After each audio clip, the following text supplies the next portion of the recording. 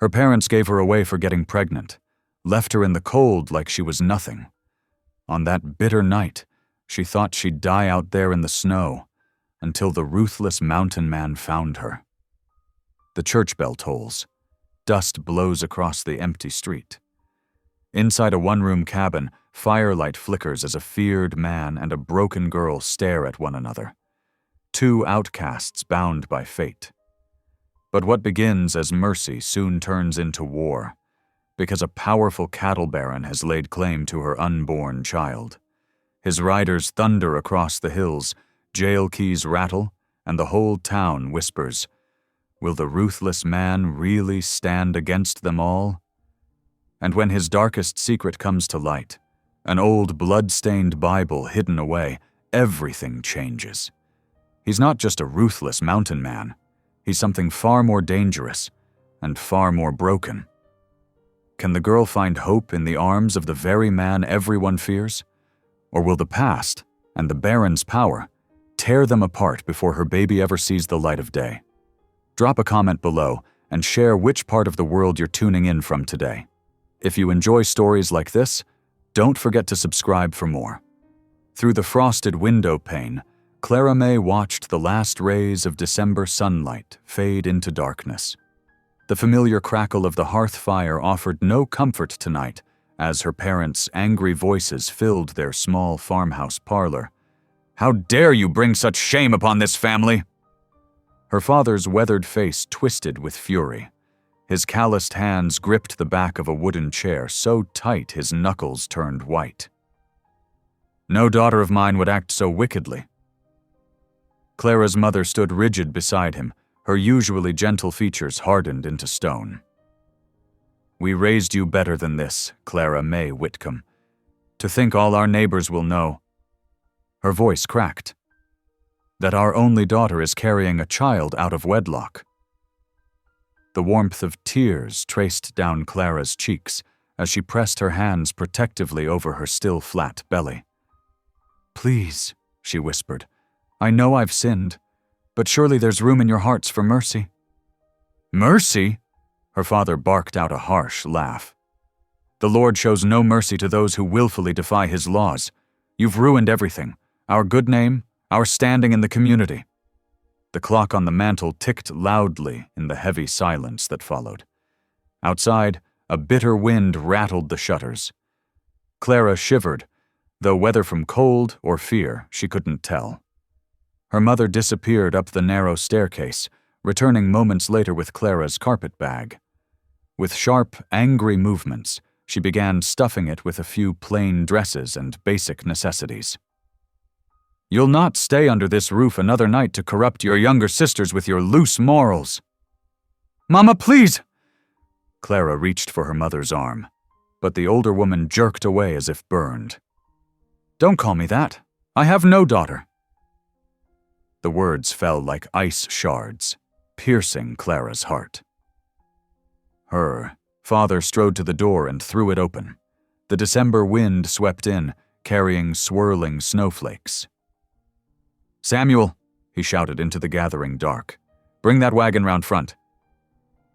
Clara recognized the name. Samuel drove the freight wagon that passed through town twice a week, carrying goods between settlements. Her stomach clenched with fear as she realized what was happening. "No, Papa, please don't send me away." She fell to her knees, clutching at his coat. "I'll do anything to make this right." He shook her off roughly. "You're dead to us now, girl. Dead as if we'd laid you in the ground ourselves." The sound of wagon wheels crunching through snow grew louder. Clara's mother thrust the hastily packed bag into her hands, not meeting her eyes. "Take it and go." Neighbors had begun gathering, drawn by the commotion. Clara saw Mrs. Peterson from next door watching with wide eyes, one hand pressed to her mouth. The blacksmith's wife whispered behind her hand to the general store owner's daughter. Their judgment felt like physical blows. Samuel, the freight driver, jumped down from his wagon. He was a gruff man with a perpetual scowl, but even he looked uncomfortable with the scene unfolding before him. "Take her as far as the Miller's Creek Fork. Clara's father instructed, pressing a few coins into the driver's rough palm. "After that, she's no concern of ours."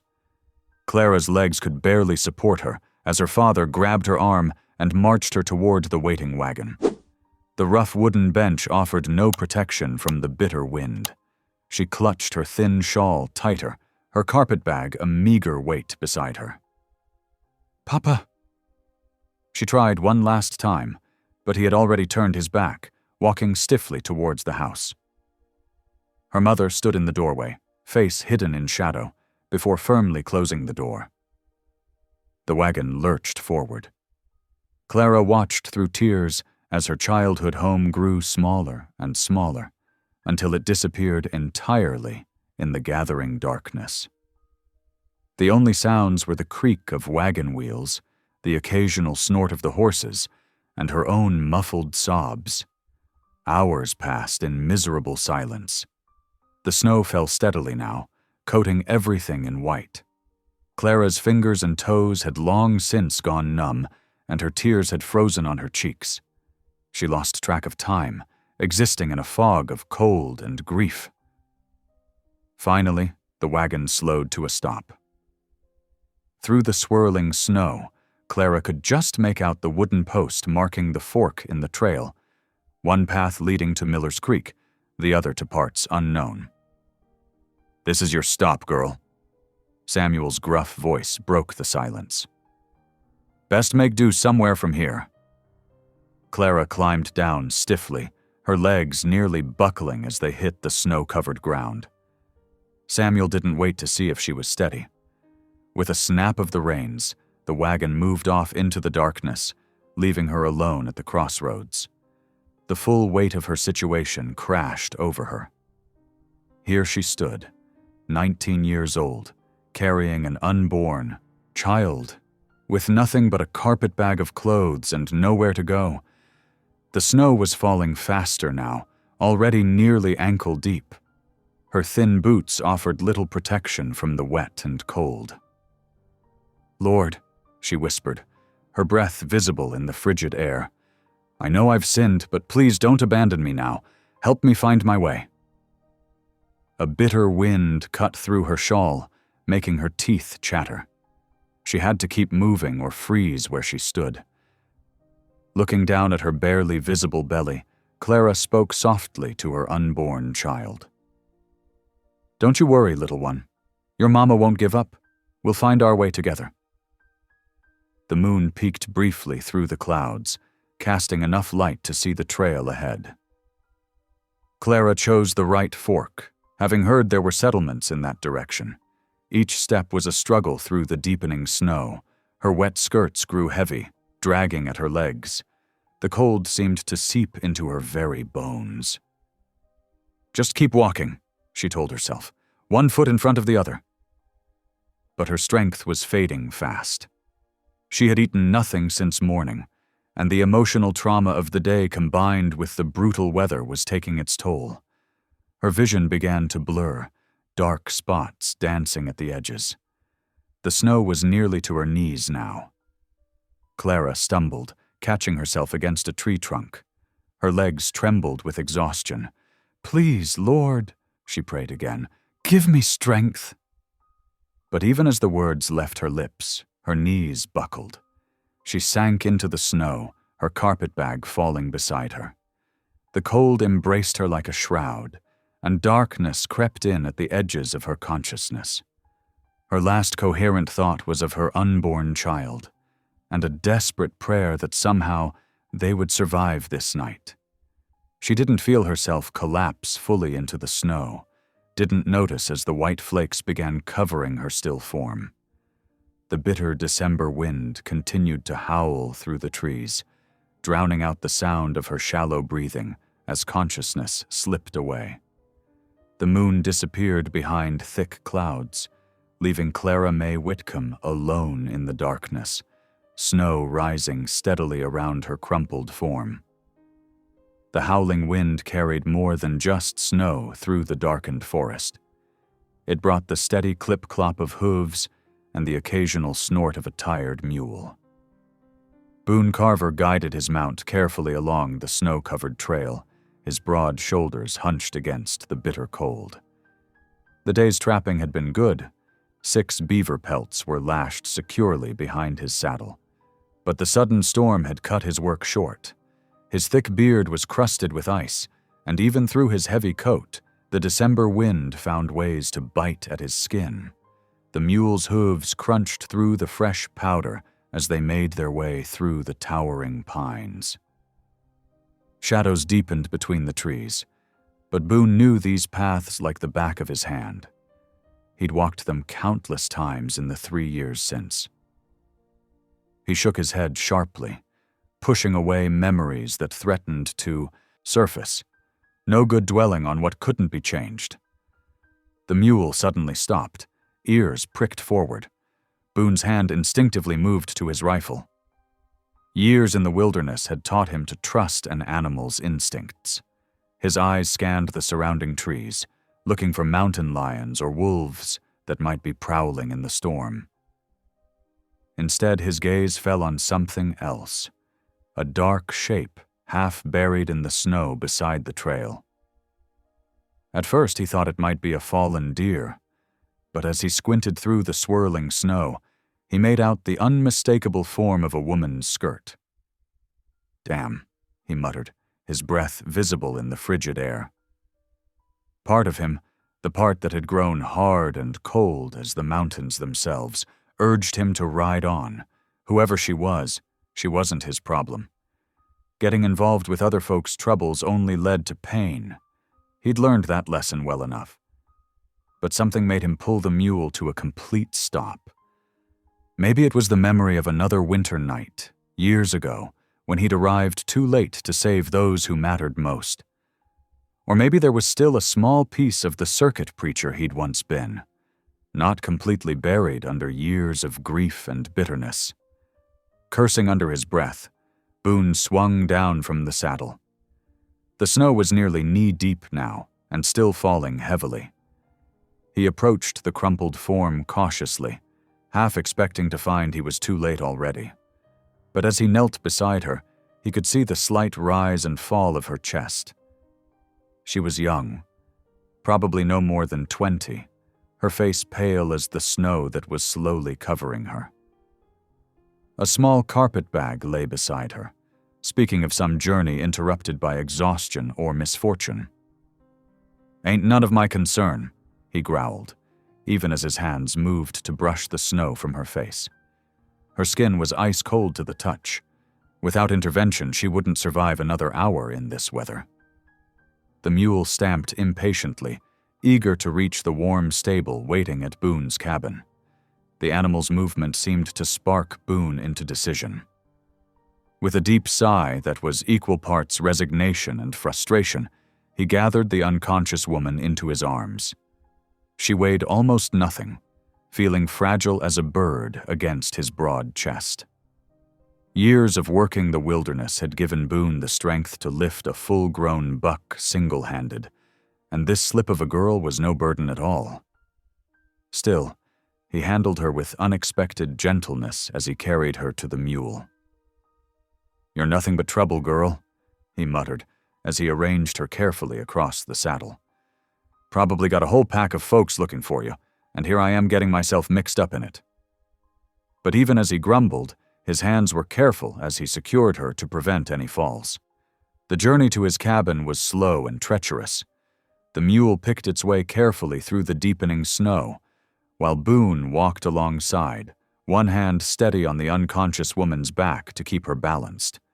The wind cut through the trees like a knife, and the darkness grew deeper with each passing minute. Every so often, Boone would check to make sure she was still breathing. Her breaths came shallow but steady, small puffs of vapor in the freezing air. Each time he confirmed she lived, something tight in his chest loosened just a fraction. After what seemed like hours, the cabin finally came into view. It wasn't much, a simple one-room structure built of rough-hewn logs, but it was solid and warm. A thin trail of smoke still rose from the chimney, evidence that the morning's fire hadn't completely died out. Boone led the mule right up to the cabin door, wanting to minimize the girl's exposure to the elements. He lifted her down as carefully as he'd lifted her up, noting with concern how cold she felt even through her clothes. "Just my luck," he muttered as he shouldered open the door. "Been avoiding people for 3 years, and now trouble comes right to my doorstep." The cabin's interior was dark, save for the dull red glow of the banked fire. Boone laid the woman gently on the floor near the hearth, then moved quickly to build up the flames. Soon, the fire cast flickering light across the cabin's sparse furnishings: a narrow bed, a rough-hewn table with a single chair, and shelves lined with preserved food and trapping supplies. With the fire crackling properly, Boone lit his single lantern, hanging it from a hook in the ceiling.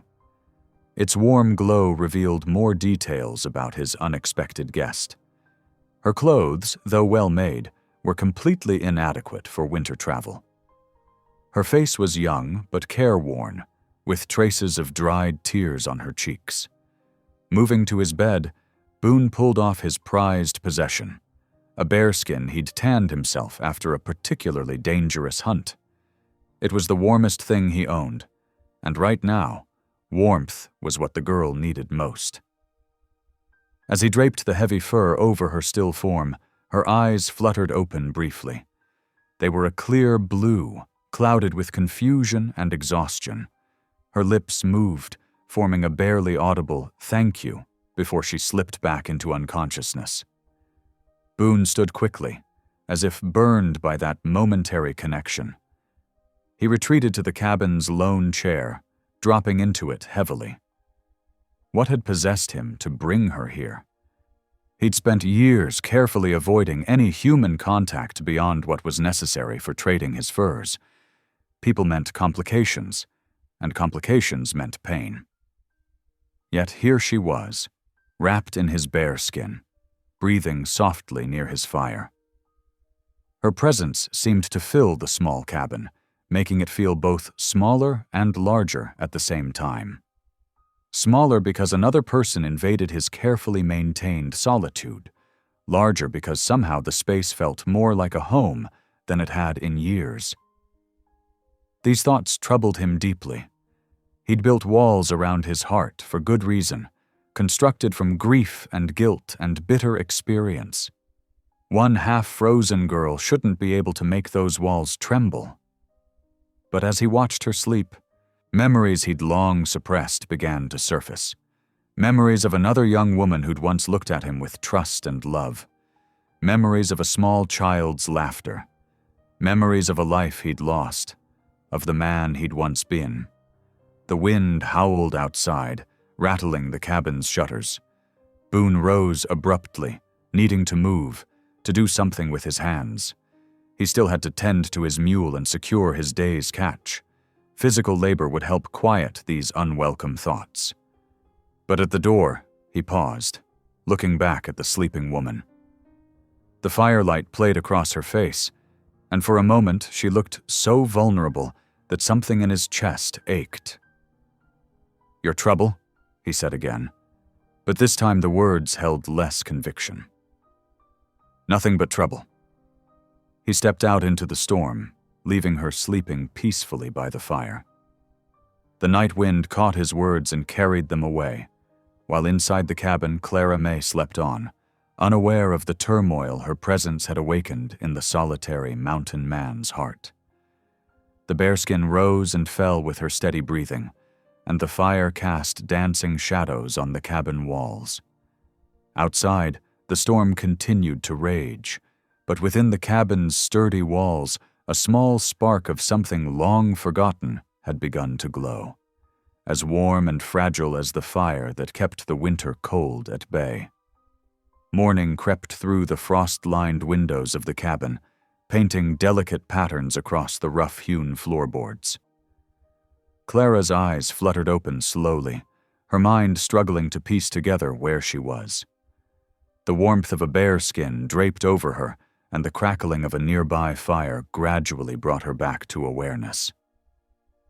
The first thing that struck her was the rich, earthy smell of beans simmering over the hearth. Her empty stomach clenched at the aroma, reminding her that she hadn't eaten since being cast out. As her vision cleared, she took in her surroundings with growing curiosity. The cabin was a single room, but it told the story of its occupant clearly enough. Weapons lined one wall, rifles and knives mounted with careful precision, speaking of a man who valued order even in his solitude. Stacks of pelts reached nearly to the ceiling in one corner, their rich fur gleaming in the early light.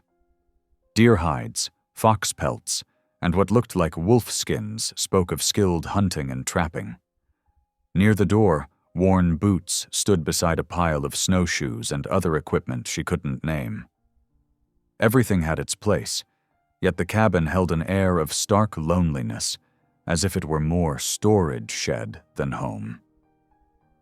Clara's gaze finally settled on the silent figure at the rough-hewn table. He sat with his back partially turned to her, but she could see enough to know he was a formidable man.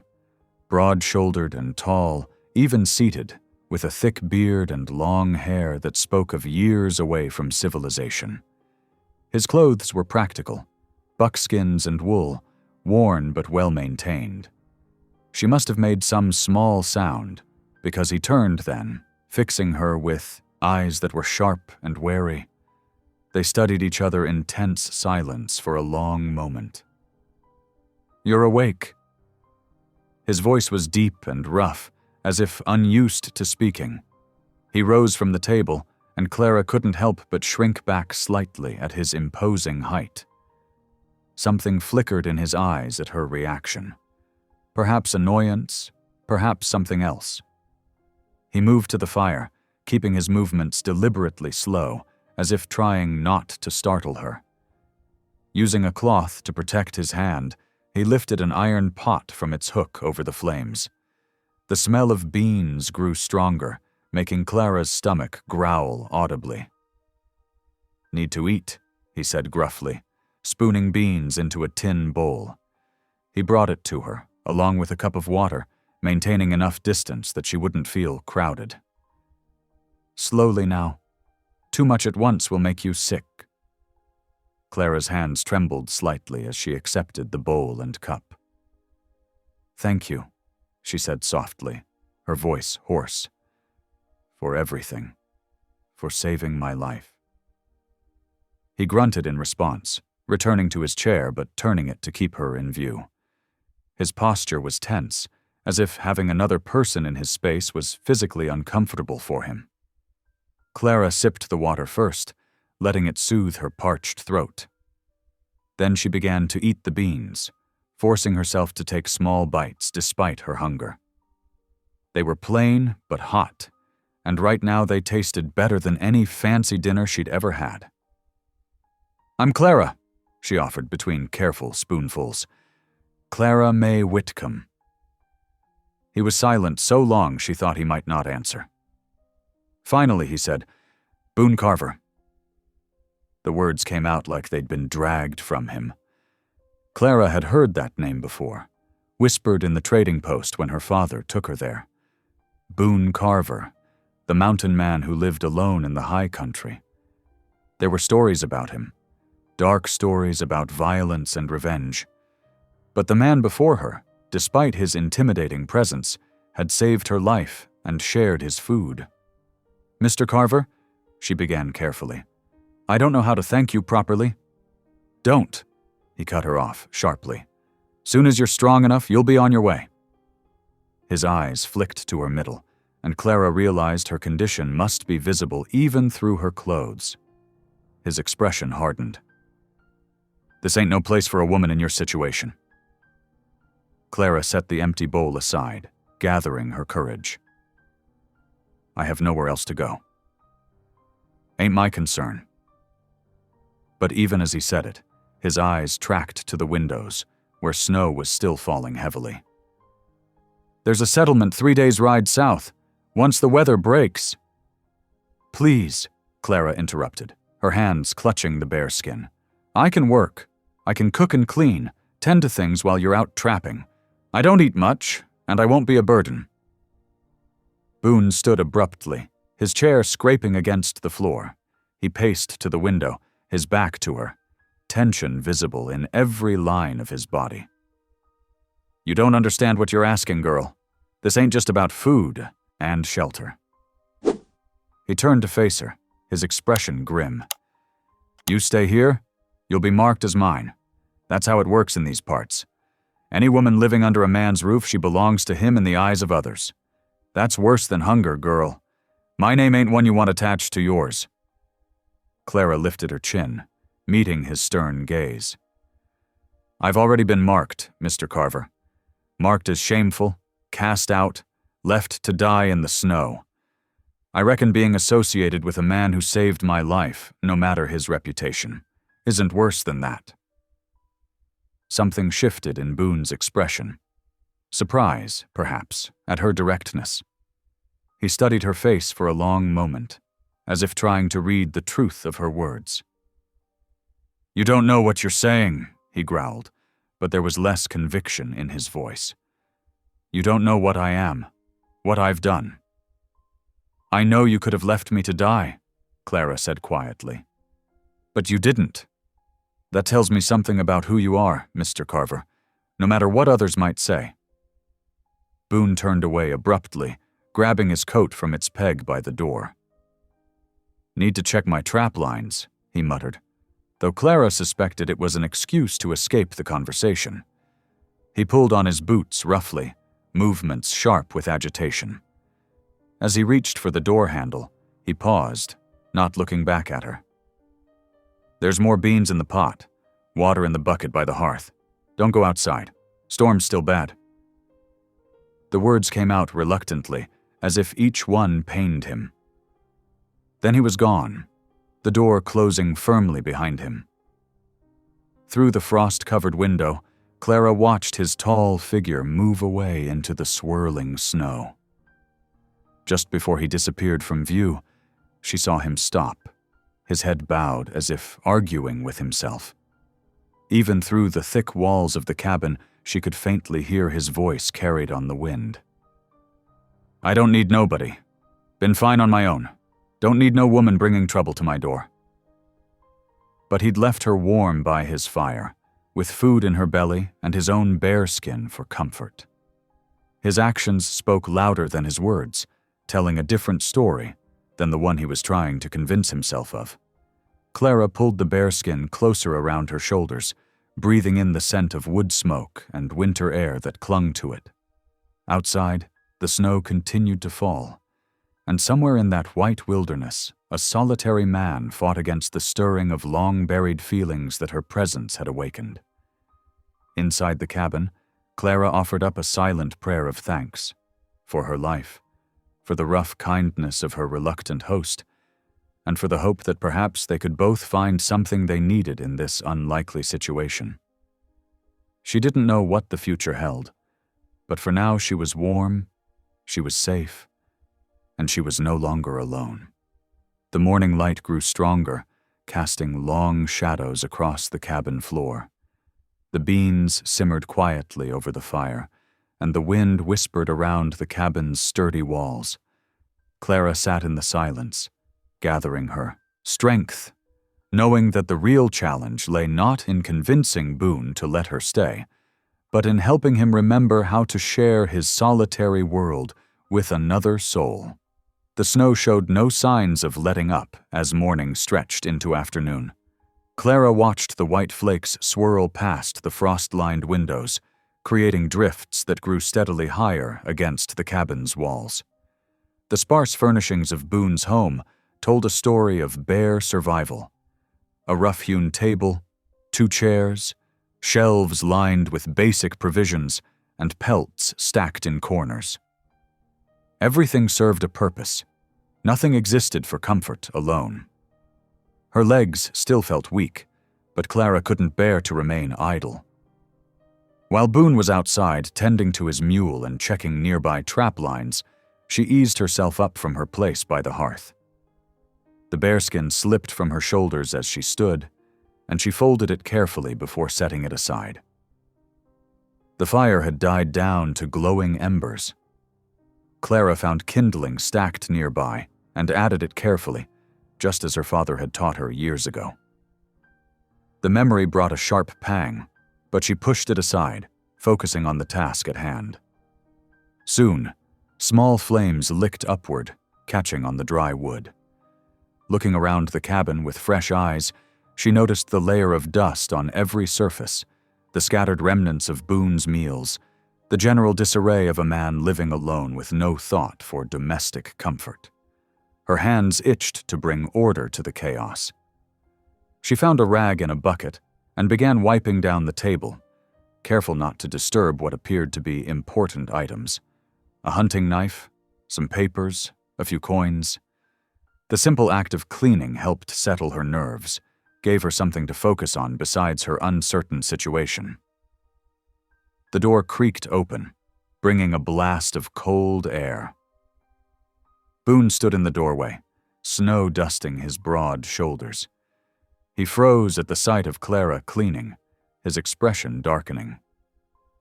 "Didn't ask you to do that," he said gruffly, stamping snow from his boots. "No, sir, you didn't," Clara replied steadily, though her heart quickened at his tone.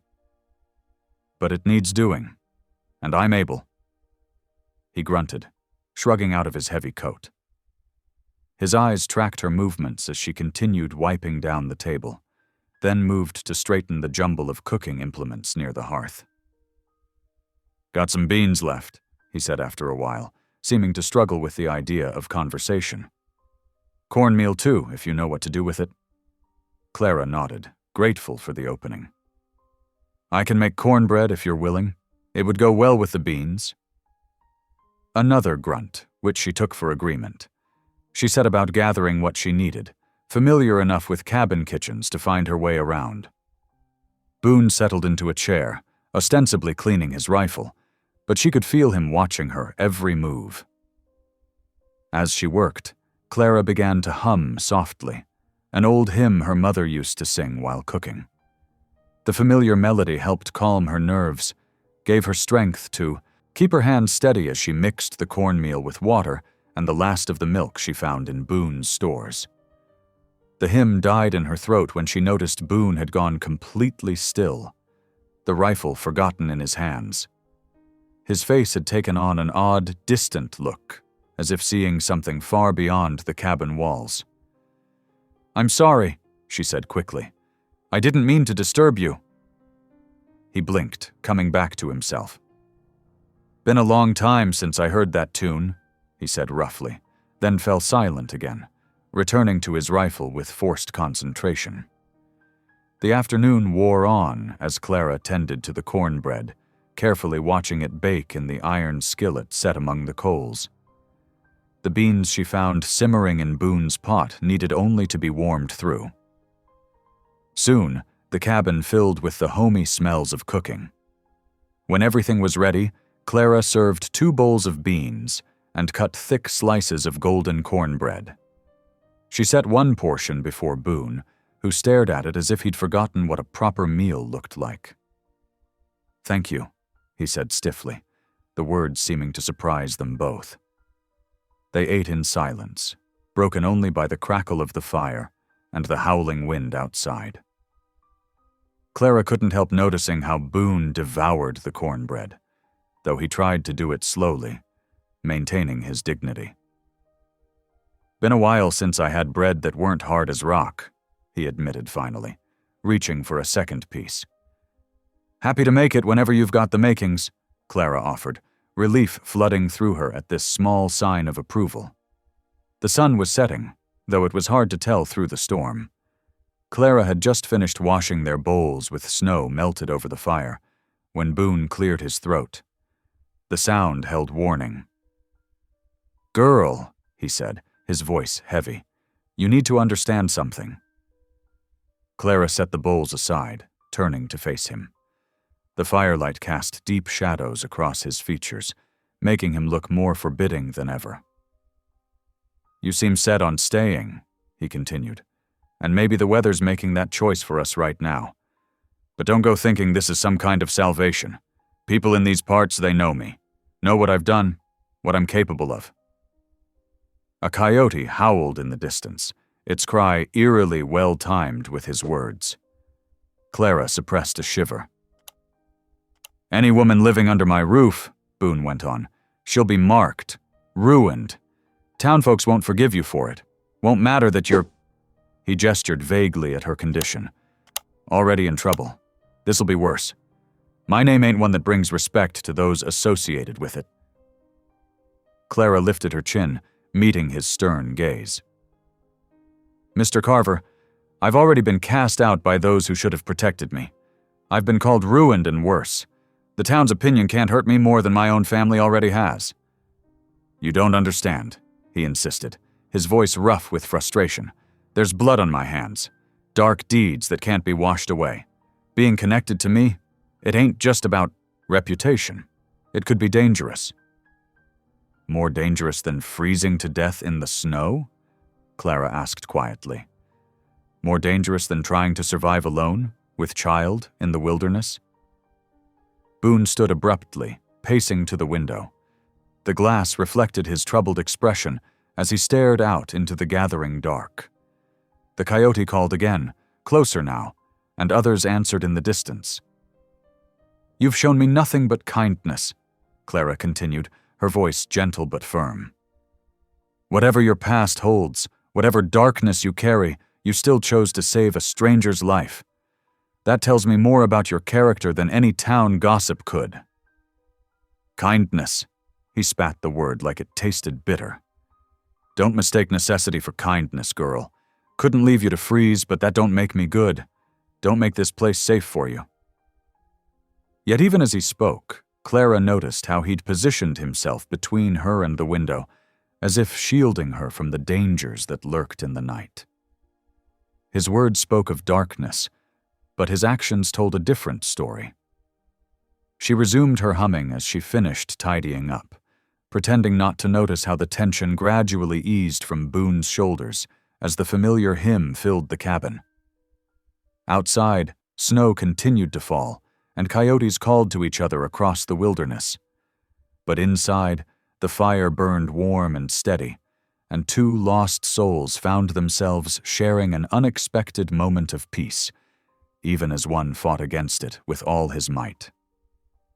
The evening deepened into night, and Clara wrapped herself once more in the bearskin by the hearth. Boone had retreated to his chair, methodically checking his ammunition and supplies by lamplight. The domestic scene was at odds with his earlier warnings, making Clara wonder what events had shaped this man who seemed to fight so hard against his own better nature. As she drifted toward sleep, the hymn still echoing softly in her mind, Clara said a prayer of thanks, not just for shelter from the storm, but for being led to this place where, despite all warnings and darkness, she sensed a glimmer of hope. Perhaps they were both marked by the world's judgment, but in this moment, they were simply two people finding refuge from the storm, sharing warmth and bread and the comfort of not being alone. A week crawled by, each day marked by the relentless howl of winter storms.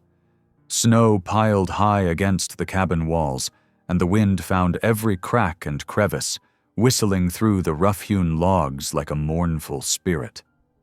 Inside, Clara and Boone settled into an uneasy rhythm, their lives intertwining despite his gruff attempts to maintain distance. On the third morning, Clara watched from the doorway as Boone struggled with an armload of split logs, his breath clouding in the frigid air. His movements were stiff, favoring his right shoulder. "Let me help," she offered, stepping out onto the packed snow. Boone's response was predictably gruff. "Ain't proper work for your condition." "I may be with child, Mr. Carver, but I'm not made of glass." Clara wrapped her shawl tighter and approached the woodpile. "Besides, I've been watching you. That shoulder's troubling you." He regarded her for a long moment, his expression unreadable beneath his wild beard. Finally, he set down the axe. "Proper way to split wood is all in the stance," he said, as if coming to a decision. "Mind your feet." Over the next hour, Boone showed Clara how to position smaller logs, how to swing the axe so its own weight did most of the work. His instructions were sparse but clear, and Clara found herself warming to the task despite the cold. The physical activity felt good after days of confinement. "Not half bad," Boone admitted when she successfully split a particularly knotty piece. Coming from him, it felt like high praise. In return, Clara took to mending his clothes in the evenings. His shirts were a testament to years of bachelor living. Rough patches, missing buttons, and tears held together with crude stitching. She worked by firelight, humming softly as she restored what she could. "Ain't necessary," Boone mumbled the first time she handed him a properly mended shirt. "Consider it payment for the wood-splitting lessons," Clara replied with a small smile. Something that might have been amusement flickered in his eyes before he turned away. The days fell into a pattern. They spoke little, but the silence grew more comfortable. Clara noticed how Boone began timing his returns from checking his trap lines to coincide with meals, though he never commented on her cooking. She pretended not to see how he'd positioned his chair to keep watch over both her and the door during the long evening hours. On the 7th day, as Clara stirred a pot of stew and Boone cleaned his rifle, hoofbeats approached through the gathering dusk. Boone was on his feet instantly, rifle ready, motioning Clara to move away from the window. A sharp knock rattled the door. "Message for Boone Carver." Boone opened the door a crack, cold air rushing in. A snow-covered rider sat atop a winded horse, holding out a sealed envelope. "From Baron Whitfield himself," the messenger announced. "Rode through this storm special to deliver it." Clara's heart stopped at the name. Baron Whitfield, whose son Thomas had courted her in secret, promised her the world, then disappeared when she told him about the baby. She pressed herself against the cabin wall, trying to make herself invisible as Boone took the letter. The messenger didn't leave immediately. "Baron says he expects a response," he added, stamping his feet against the cold. "He'll get one when I'm ready," Boone growled, closing the door in the man's face. Clara watched, barely breathing, as Boone broke the seal and read the letter. His face darkened with each line until he was practically snarling. "Mr. Carver?" she ventured when he remained silent too long.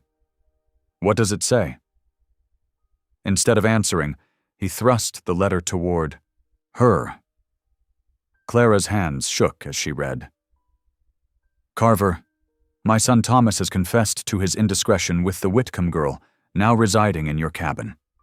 As the child she carries is of Whitfield blood, I mean to claim it as part of my family line. The girl will be collected and properly cared for until the birth, after which she may go her way. The child will be raised as befits its heritage. I know your reputation, Carver, and the shadows in your past. Resist this reasonable arrangement, and certain sealed documents regarding the incident at Miller's Creek might find their way to the territorial marshal's desk. You have 3 days to consider." Clara's legs gave way, and she sank into a chair. "He wants to take my baby," she whispered, one hand protectively covering her slightly swollen belly. "Just like that? Like it's a piece of property to be claimed?" Boone snatched the letter back, crumpling it in his massive fist. "Damn fool Baron," he snarled, "thinking he can dictate terms in my own cabin." He threw the crumpled paper into the fire, watching it catch and curl into ash. "But his threat," Clara said, her voice small. "Whatever happened at Miller's Creek, ain't your concern." Boone's voice was like gravel. He paced the cabin like a caged bear, footsteps heavy on the wooden floor. "Man thinks because he's got money and land, he can buy and sell people's lives, take children from their mothers." He spat into the fire. "Seen enough of that in my time. Won't be party to it now." The firelight threw long shadows across the walls as Clara watched him pace. His massive frame seemed to fill the small cabin with contained fury. You'd risk whatever he knows about you? For me and my child?" Boone stopped pacing, fixing her with an intense stare. "Year ago, I might have handed you over, done the practical thing." His voice dropped lower. Rough with emotion he seemed unused to expressing. "But a man gets tired of practical things. Tired of letting the powerful take what ain't theirs to take." Clara felt tears welling in her eyes. "I won't let them take my baby," she said fiercely. "I don't care what Thomas promised me before, or what his father threatens now. This child is mine." "Ours," Boone said, then quickly corrected himself. "Our problem, I mean. Baron wants to start trouble. He'll find I ain't forgotten how to finish it." The fire crackled, throwing sparks up the chimney. Outside, the wind howled through the pines, and somewhere in the distance, a wolf called to its pack. Clara watched the play of firelight on Boone's face, seeing past the fearsome exterior to the man beneath. A man who, despite his protests and gruff manner, couldn't stand by and watch an injustice unfold. "Thank you," she said softly. Boone just grunted, returning to his chair and his rifle. But as the evening deepened and the fire burned low, Clara noticed how his eyes kept moving between her and the door, alert for any threat. Whatever the Baron might bring against them, she realized she wasn't facing it alone anymore. The shadows lengthened as night settled in, and with it came the weight of their new reality. The Baron's threat hung in the air like wood smoke, impossible to ignore. Clara straightened her spine, finding strength in Boone's steady presence.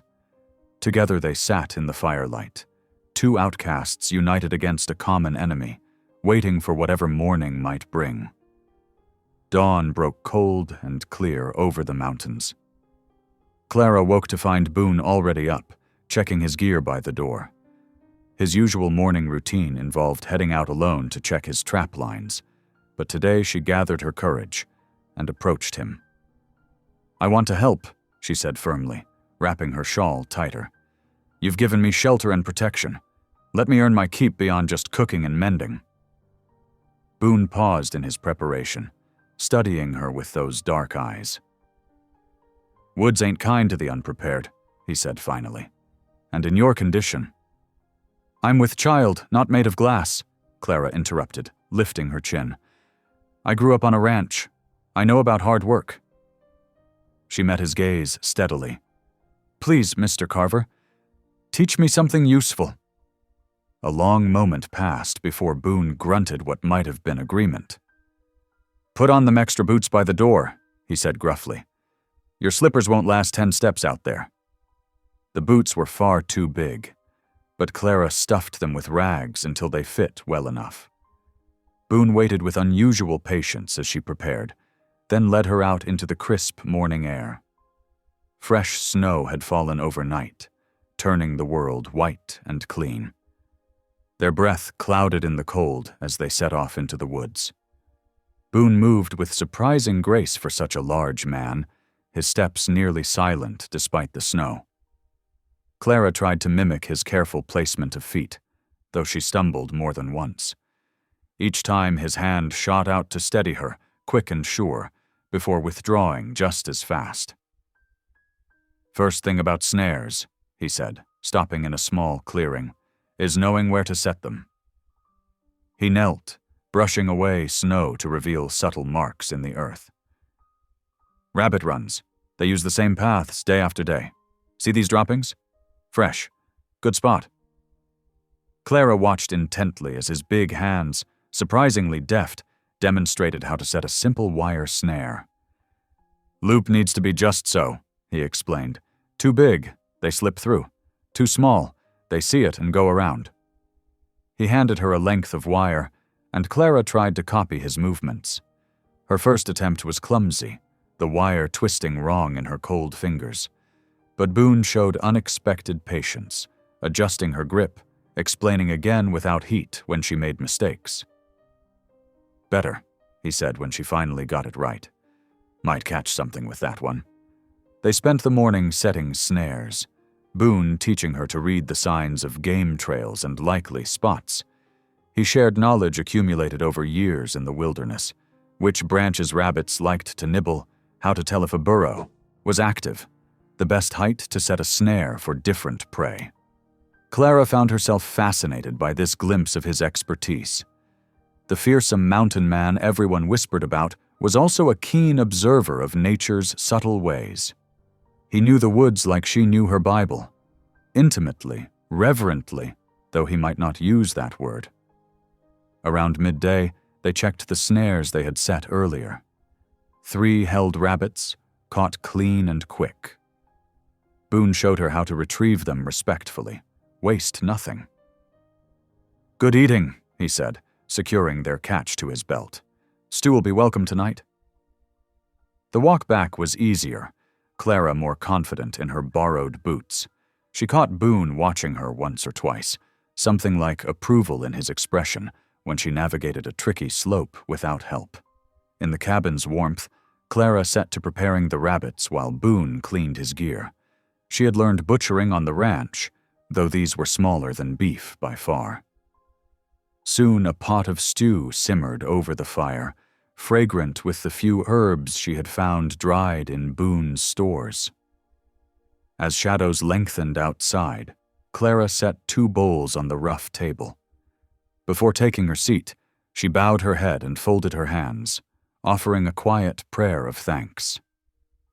She felt Boone stiffen across the table, his spoon pausing halfway to his mouth, but he said nothing. The meal passed in their usual silence, but it felt different now. Clara had seen beneath his gruff exterior today, glimpsed the teacher he could be when he chose. She wondered what else lay behind those walls he had built so high. "It's good," Boone said suddenly, surprising her. 2 words, but from him, it was practically a speech. "Thank you," Clara replied softly, "for the rabbits and for teaching me today." He shrugged, uncomfortable with gratitude.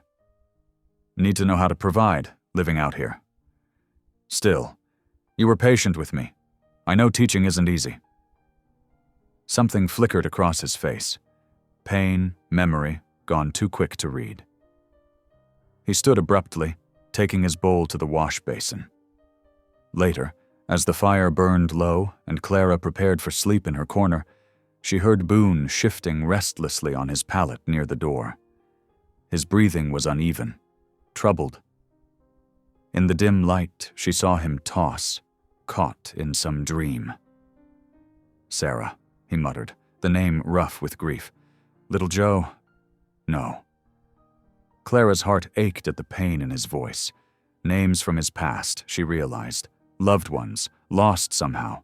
It explained so much, his solitude, his gruffness, the walls he maintained so carefully. She wanted to wake him, spare him whatever memories haunted his sleep.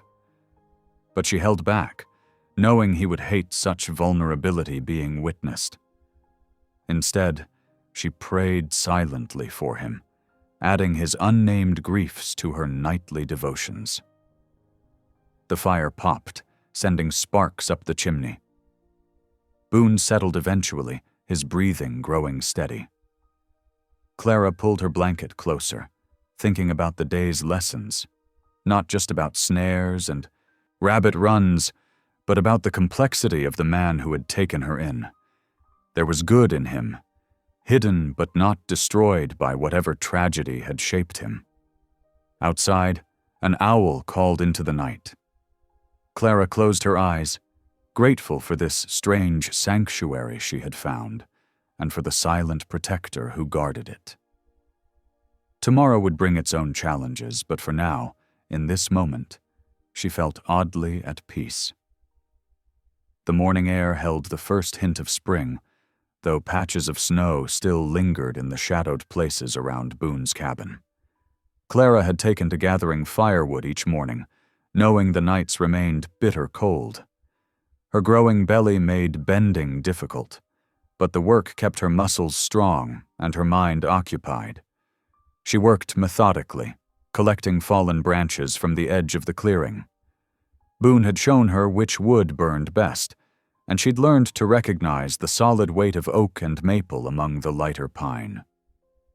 The task had become almost peaceful, a morning ritual that gave structure to her days. Near a fallen log, half hidden by melting snow, Clara spotted a promising stack of branches.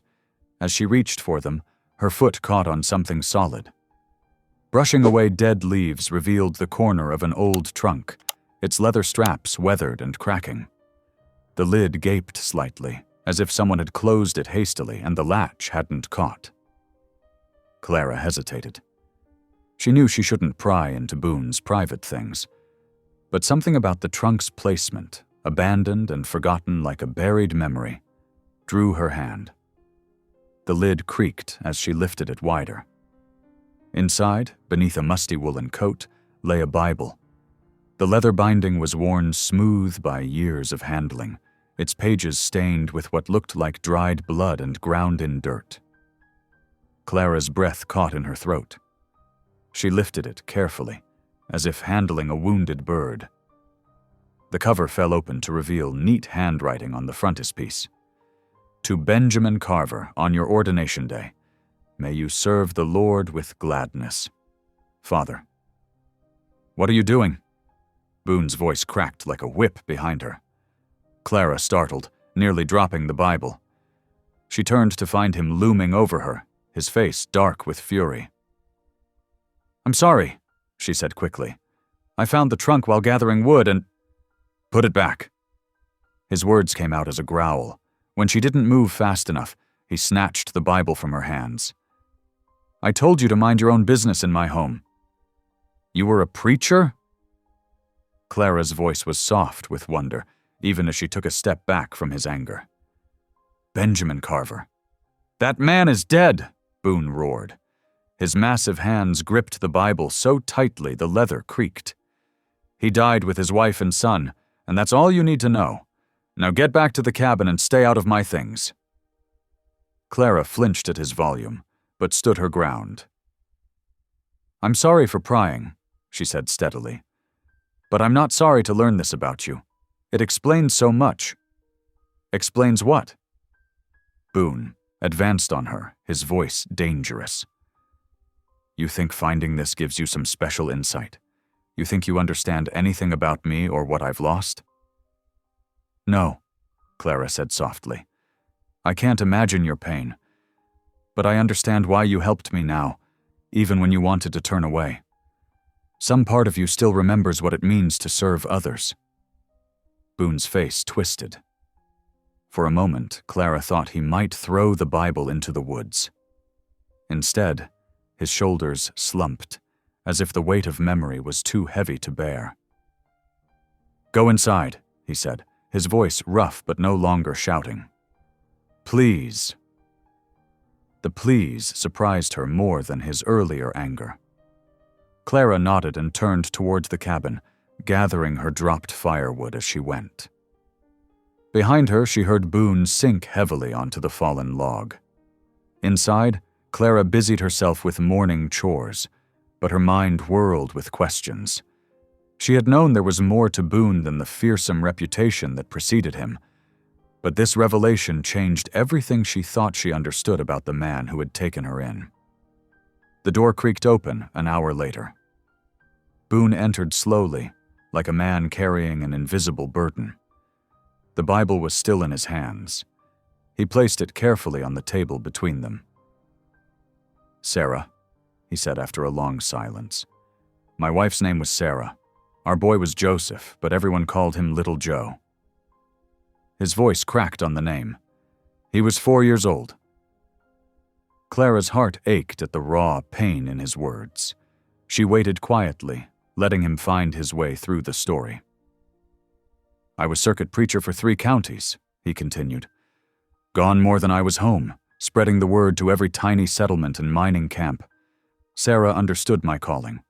She was stronger than me in faith, truth be told. A ghost of a smile touched his lips, then vanished. That last morning, I promised to be back in 2 days. Kissed them both goodbye like always. Boone's hands clenched on the table. Raiders hit while I was gone. Some said they were renegade soldiers, others called them bandits. Didn't matter what they were. By the time I got back..." He stopped, swallowing hard.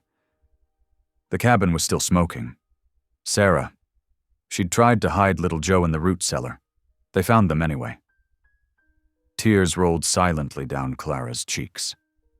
She reached across the table, placing her hand over the worn Bible. After a moment, Boone's larger hand covered hers, rough with calluses and old scars. "I buried them together," he said, his voice barely above a whisper. "Buried my faith with them, too. What kind of God lets innocent children die? What kind of God takes everything from a man who served him faithful?" His grip tightened on her hand. "I walked away from that grave a different man. Found this place, learned to trap and hunt, became someone else, someone harder, safer." "But not someone without mercy," Clara said gently. "You saved me from freezing to death.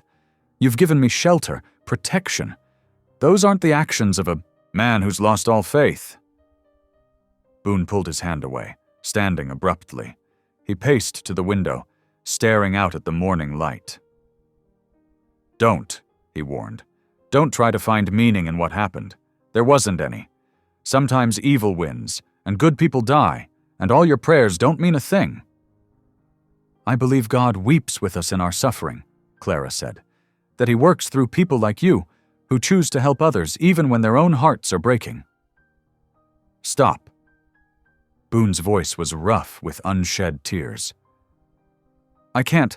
I don't want to hear about God's plan or divine purpose. I've heard all those words before. Said them myself to grieving widows and parents. They're hollow, empty." Clara rose carefully, one hand on her swollen belly. "Then I won't speak them. But I will thank him for guiding my steps to your door that night. And I will pray for you, Boone Carver, whether you want me to or not." He turned away, his broad shoulders tense. But he didn't stop her when she stepped closer and gently touched his arm. "Your wife was right," she said softly, "about your strength of faith. It's still there, buried deep. I see it in how you treat others. Even when you try to hide it behind gruffness and threats, you haven't lost your calling to help people. You've just found a different way to do it." Boone made a sound that might have been a laugh or a sob. "You're as stubborn as Sarah was," he said, still not looking at her. "She would have liked you."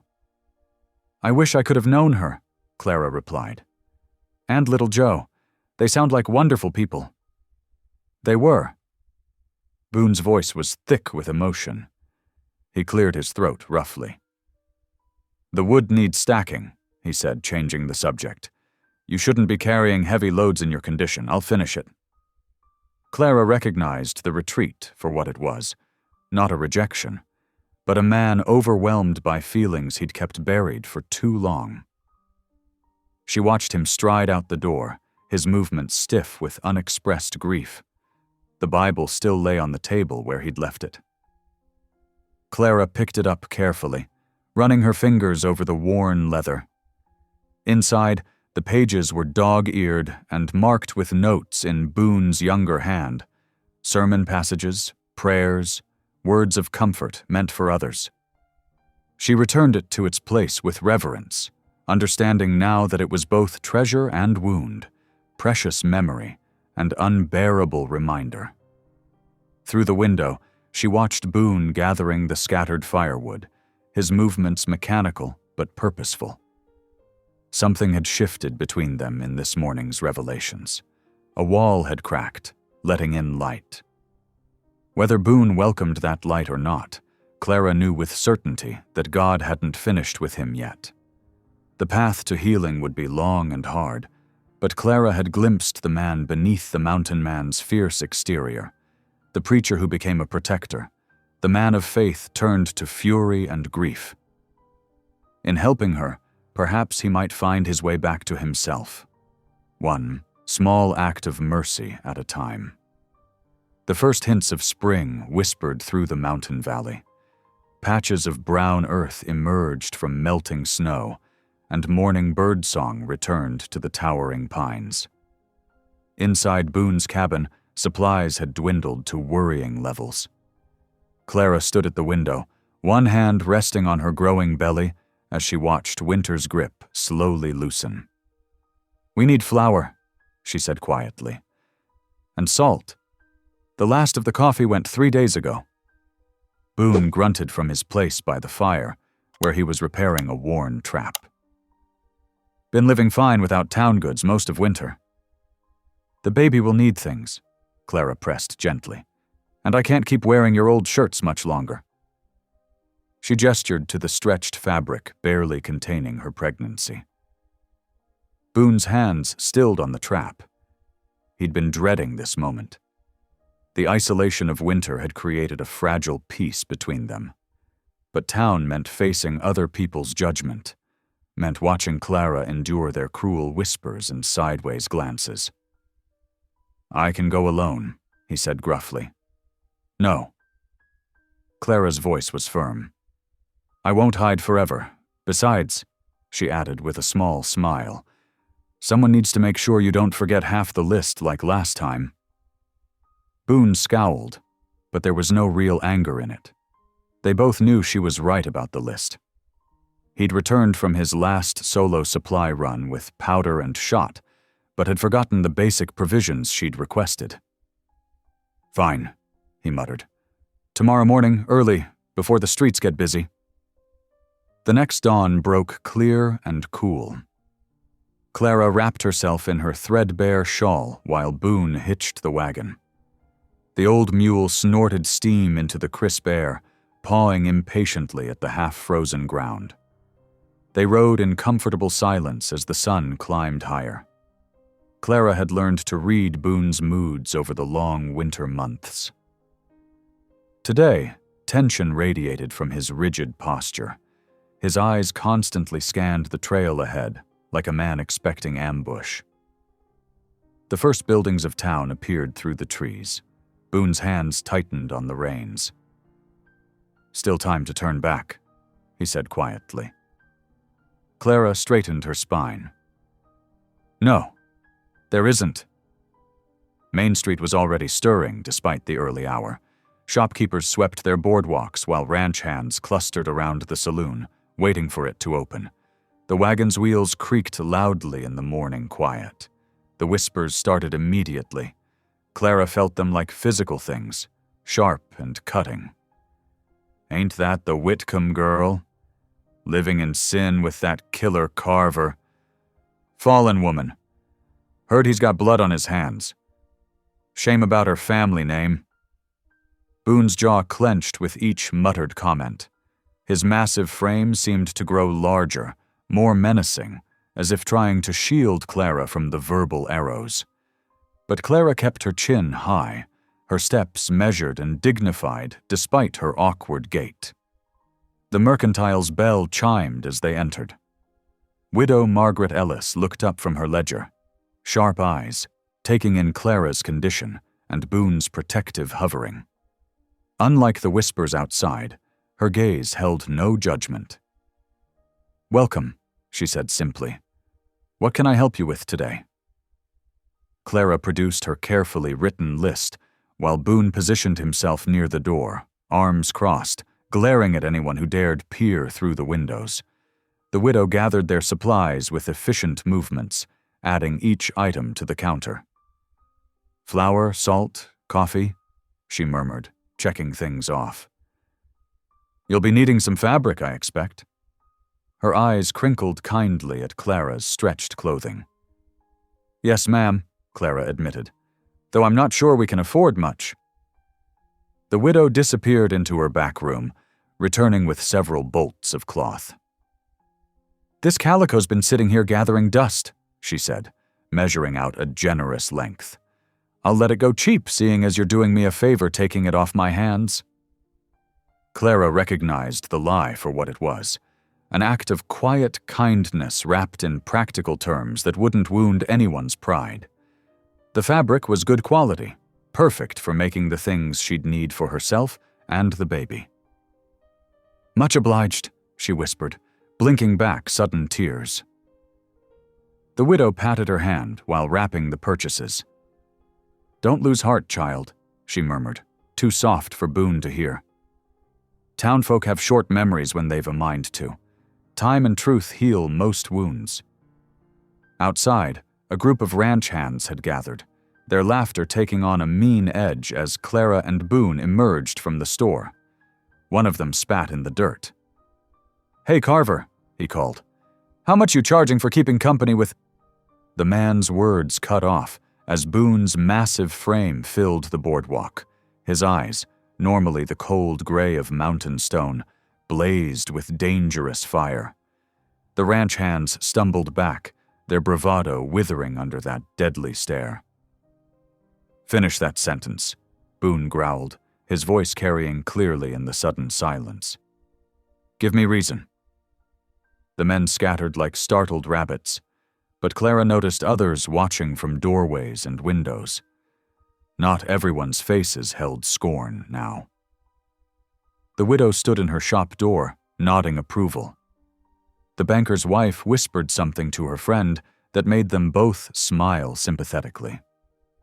The blacksmith touched his hat respectfully as Clara passed. Small things, tiny cracks in the wall of judgment. But Clara stored each one away like precious gems, proof that hearts could soften, that mercy could grow even in rocky soil. Boone helped her into the wagon, his touch gentle despite the anger still radiating from him. As they drove out of town, Clara noticed his shoulders gradually relaxing, though his scowl remained fixed. "Thank you," she said softly. "For what?" he grunted, not looking at her. "For coming with me, for standing up for me, for—" She gestured at her swollen middle. "All of it." Boone was quiet so long she thought he wouldn't answer. Finally, he spoke, his voice rough with emotion he wouldn't name. "Ain't right how they treat you. You've done nothing to deserve their spite." "Nor have you," Clara replied. "Their whispers about you are just as wrong." His hands tightened on the reins. "No. What they say about me, there's truth there. Things I've done. Things you did after losing everything," Clara interrupted firmly. "But that's not who you are now. The man who saved me from freezing, who's given me shelter and protection. That's the real Boone Carver. The rest is just armor you wore to survive." Boone made a non-committal sound, but Clara saw the way his expression softened slightly. The rest of the journey passed in comfortable quiet, broken only by bird song and the steady clip of the mule's hooves. Back at the cabin, as Clara sorted their purchases and Boone unloaded the wagon, neither mentioned the way their shared ordeal had shifted something between them. How facing the town's judgment together had forged another link in the chain binding their unlikely friendship. But that evening, when Clara sat by the fire with her new fabric, planning the things she'd sew, she caught Boone watching her with an expression that mixed protectiveness with something deeper, something that might have been hope. The spring wind whispered through the pines, carrying away the last bitter edges of winter. Change was coming, as steady and unstoppable as the turning seasons. Clara smiled to herself and continued her work, while Boone pretended to clean his rifle, and definitely wasn't watching her every move with growing affection. Sunday dawned bright and clear, the spring sun warming the earth after a week of rain. Clara stood at the cabin's single window, watching pink light spill across the mountains. Her fingers traced small circles over her growing belly as she hummed a familiar hymn. Behind her, Boone moved about his morning routine with practiced efficiency, stoking the fire, putting coffee on to boil. The comfortable silence between them had become as natural as breathing. "Will you come with me today?" Clara asked softly, not turning from the window. Boone's movements stilled. "Where?" "To church." The word hung heavy in the air. Clara heard the sharp intake of his breath, followed by the clatter of his coffee cup hitting the table harder than necessary. No. His voice was flat, final. Clara turned then, meeting his stormy gaze. "The new preacher, Reverend Thompson. Folks say he's a good man. Been asking after you." "Let him ask." Boone's shoulders bunched tight beneath his worn shirt. "I ain't stepping foot in no church." "Because of what happened to Sarah and little James." Clara kept her voice gentle, though speaking their names was like touching an open wound. She'd learned bits of his past over the winter months, his wife and son killed while he was away preaching on his circuit, the way he'd buried his faith alongside their bodies. Boone's face went hard as granite. "Don't. The Lord hasn't forgotten you." "Boone. Well, I've forgotten him." He grabbed his hat, heading for the door. "Got traps to check." Clara stepped into his path. Even with her belly between them, she barely reached his chest, but her chin lifted with quiet determination. "Please," she said simply. "I don't want to go alone." Boone's jaw worked, emotions warring across his features. Finally, he growled, "1 hour, that's all." Relief flooded Clara's face. "Thank you." "Ain't doing it for him," Boone muttered. "Doing it for you." Clara pretended not to hear the grudging affection in his voice. "I'll get ready then." The small church sat on the outskirts of town, its whitewashed walls gleaming in the morning light. As Boone helped Clara down from the wagon, they could hear the murmur of voices inside, mixing with the notes of an out-of-tune piano. Boone hesitated at the bottom step, his face shadowed beneath his hat brim. His hands clenched and unclenched at his sides. Clara touched his arm lightly. "We can sit in the back." He gave a sharp nod, following her up the steps like a man walking to his own hanging. The floorboards creaked beneath his heavy tread as they slipped into the last pew. A few heads turned, whispers rippling through the congregation. Clara recognized the same mix of judgment and curiosity they'd faced in town. But here, in God's house, the stairs felt less cutting. The piano struck up a familiar hymn. "Amazing Grace, how sweet the sound." Clara's clear voice joined the others, her hand resting protectively over her unborn child. Beside her, Boone sat rigid, staring straight ahead. But as the verses continued, she felt some of the tension ease from his frame. "Was blind, but now I see." The words seemed to hover in the air around them. Clara snuck a glance at Boone's profile. His eyes had gained that far-away look she recognized, the one that meant he was seeing ghosts. Reverend Thompson stepped to the pulpit, a kind-faced man with silver at his temples. His sermon text was from Matthew. "For if you forgive other people when they sin against you, your heavenly Father will also forgive you." As the preacher spoke about mercy and second chances, Clara felt Boone grow very still beside her. His breathing had gone shallow, his knuckles white where they gripped his hat. "The hardest person to forgive," Reverend Thompson continued, "is often ourselves. We carry the weight of past actions, past failures, like stones in our pockets, but grace asks us to lay those burdens down." A muscle jumped in Boone's jaw. Clara wanted desperately to reach for his hand, but she knew he wasn't ready for that comfort. Not yet. "The Lord's arms are always open," the preacher said, "no matter how far we've wandered, how long we've been gone. He waits like the father of the prodigal son, watching the road for our return." The words seemed to physical things, pressing against Boone's defenses. Clara saw him swallow hard, his eyes suspiciously bright beneath the shadow of his hat. When the final hymn began, Boone remained seated while others stood. But Clara noticed his lips moving silently, forming words he'd once known by heart. "Precious Lord, take my hand." The moment the benediction ended, Boone was on his feet, He strode out without a backward glance, leaving Clara to make her apologies to those who tried to greet her. She found him by the wagon, lighting a cigarette with trembling hands. His face was turned away, but she saw the wet tracks on his cheeks before he roughly wiped them away. "Don't say nothing," he warned as she approached. Clara nodded, letting him help her up onto the seat in silence. They were halfway home before Boone spoke again. "Used to know every verse of them hymns," he said quietly. "Would sing 'em to James at night when he was fussy. Sarah would—" His voice caught. Sarah would join in, even though she couldn't carry a tune in a bucket. Clara waited, knowing he needed to let the words come in their own time. "After they were gone, I couldn't bear to hear them anymore.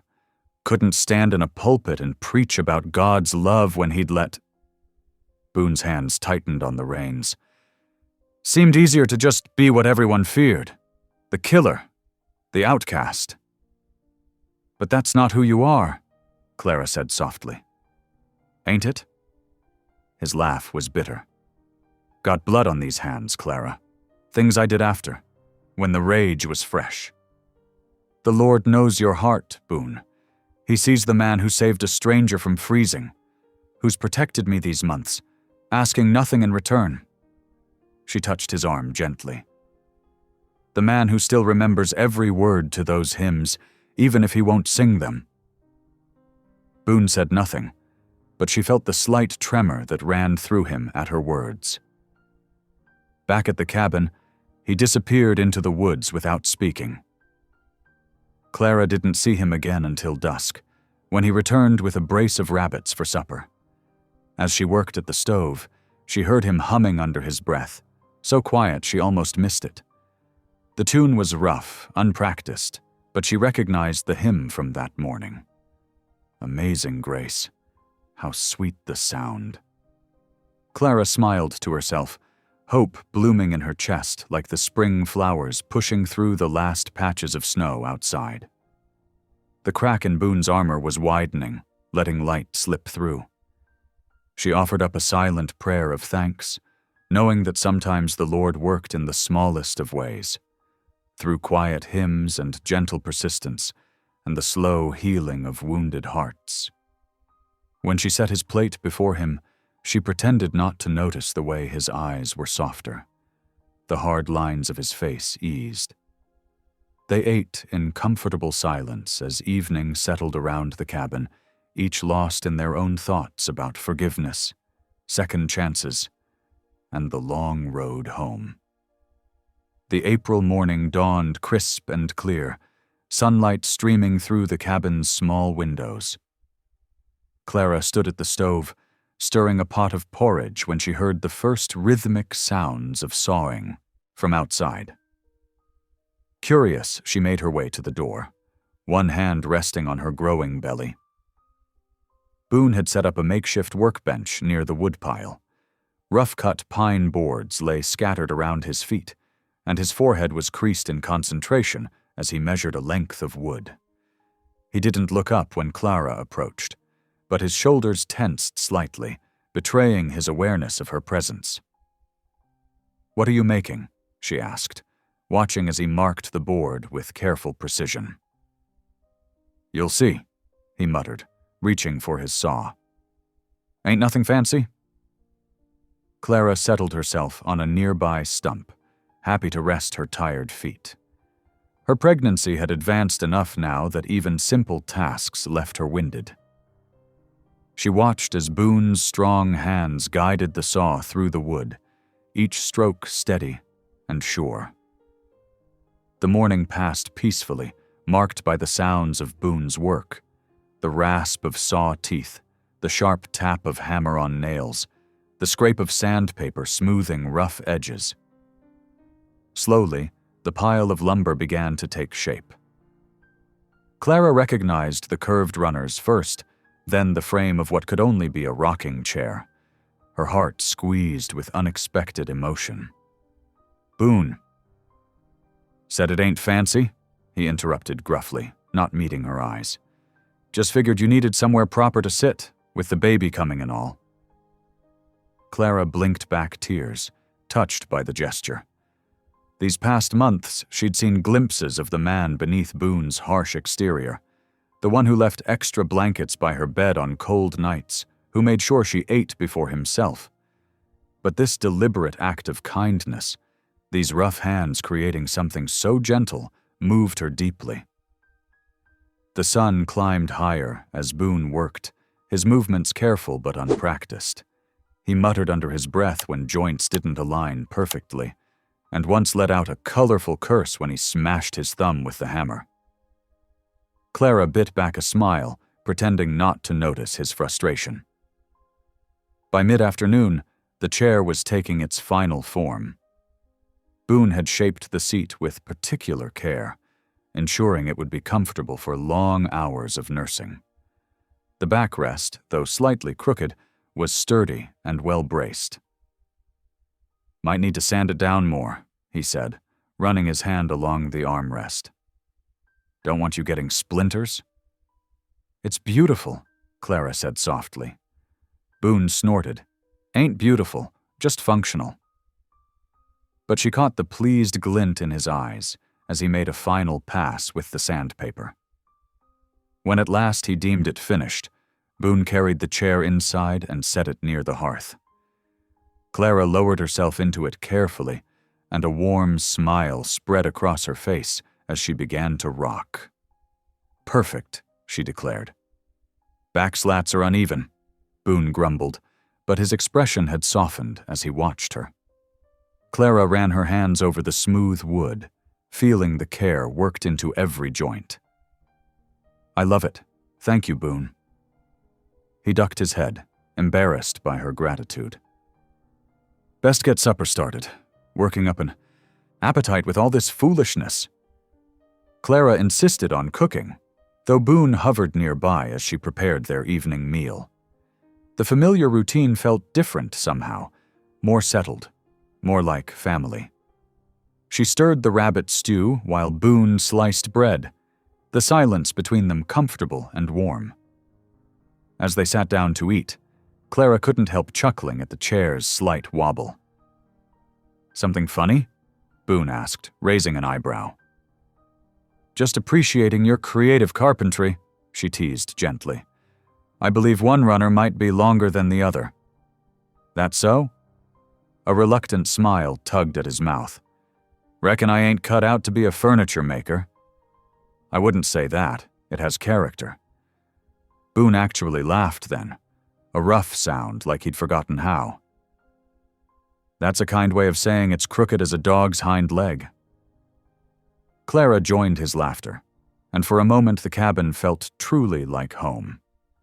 The evening light painted everything golden, and the stew's rich aroma filled the air. She could almost imagine this was how things would always be, just the two of them and her child, safe in their own little world. But peace, Clara had learned, was a fragile thing. The thunder of approaching hoofbeats shattered their quiet meal. Boone was on his feet instantly, hand going to the rifle mounted above the door. Clara's heart jumped into her throat as she recognized the cattle baron's distinctive black stallion through the window. But it wasn't the baron himself who dismounted, just one of his men, carrying an official-looking envelope. Boone yanked open the door before the rider could knock. "State your business," he growled. The rider, a nervous young man barely out of his teens, thrust the envelope forward. "Legal notice, sir, from Mr. Harrison." Boone snatched the paper, his face darkening as he read.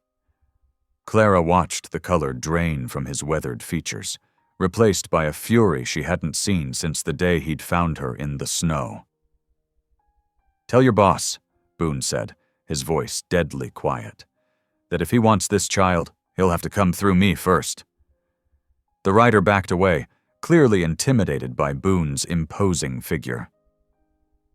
"Just delivering the notice, sir. Good evening to you both." They watched him gallop away, dust rising in his wake. Clara's hands trembled as Boone crushed the paper in his fist. "What does it say?" she whispered, though part of her already knew. Boone's jaw clenched. Barron's filed a legal claim. Says since his son's the father, he has rights to the child. Wants to take the baby soon as it's born. He spat the words like poison. Says he can provide a proper home, better than... He gestured around the cabin. Better than this. Clara's arms wrapped protectively around her middle. No, she said firmly. He can't have my baby. I won't let him. Damn right he can't. Boone threw the crumpled paper into the fire, watching it curl and blacken. I swear to you, Clara, that man won't lay a finger on your child, not while I draw breath. She saw the steel in his eyes, the same protective instinct that had made him stop for a stranger in a snowstorm. But this was different. This wasn't just charity or kindness.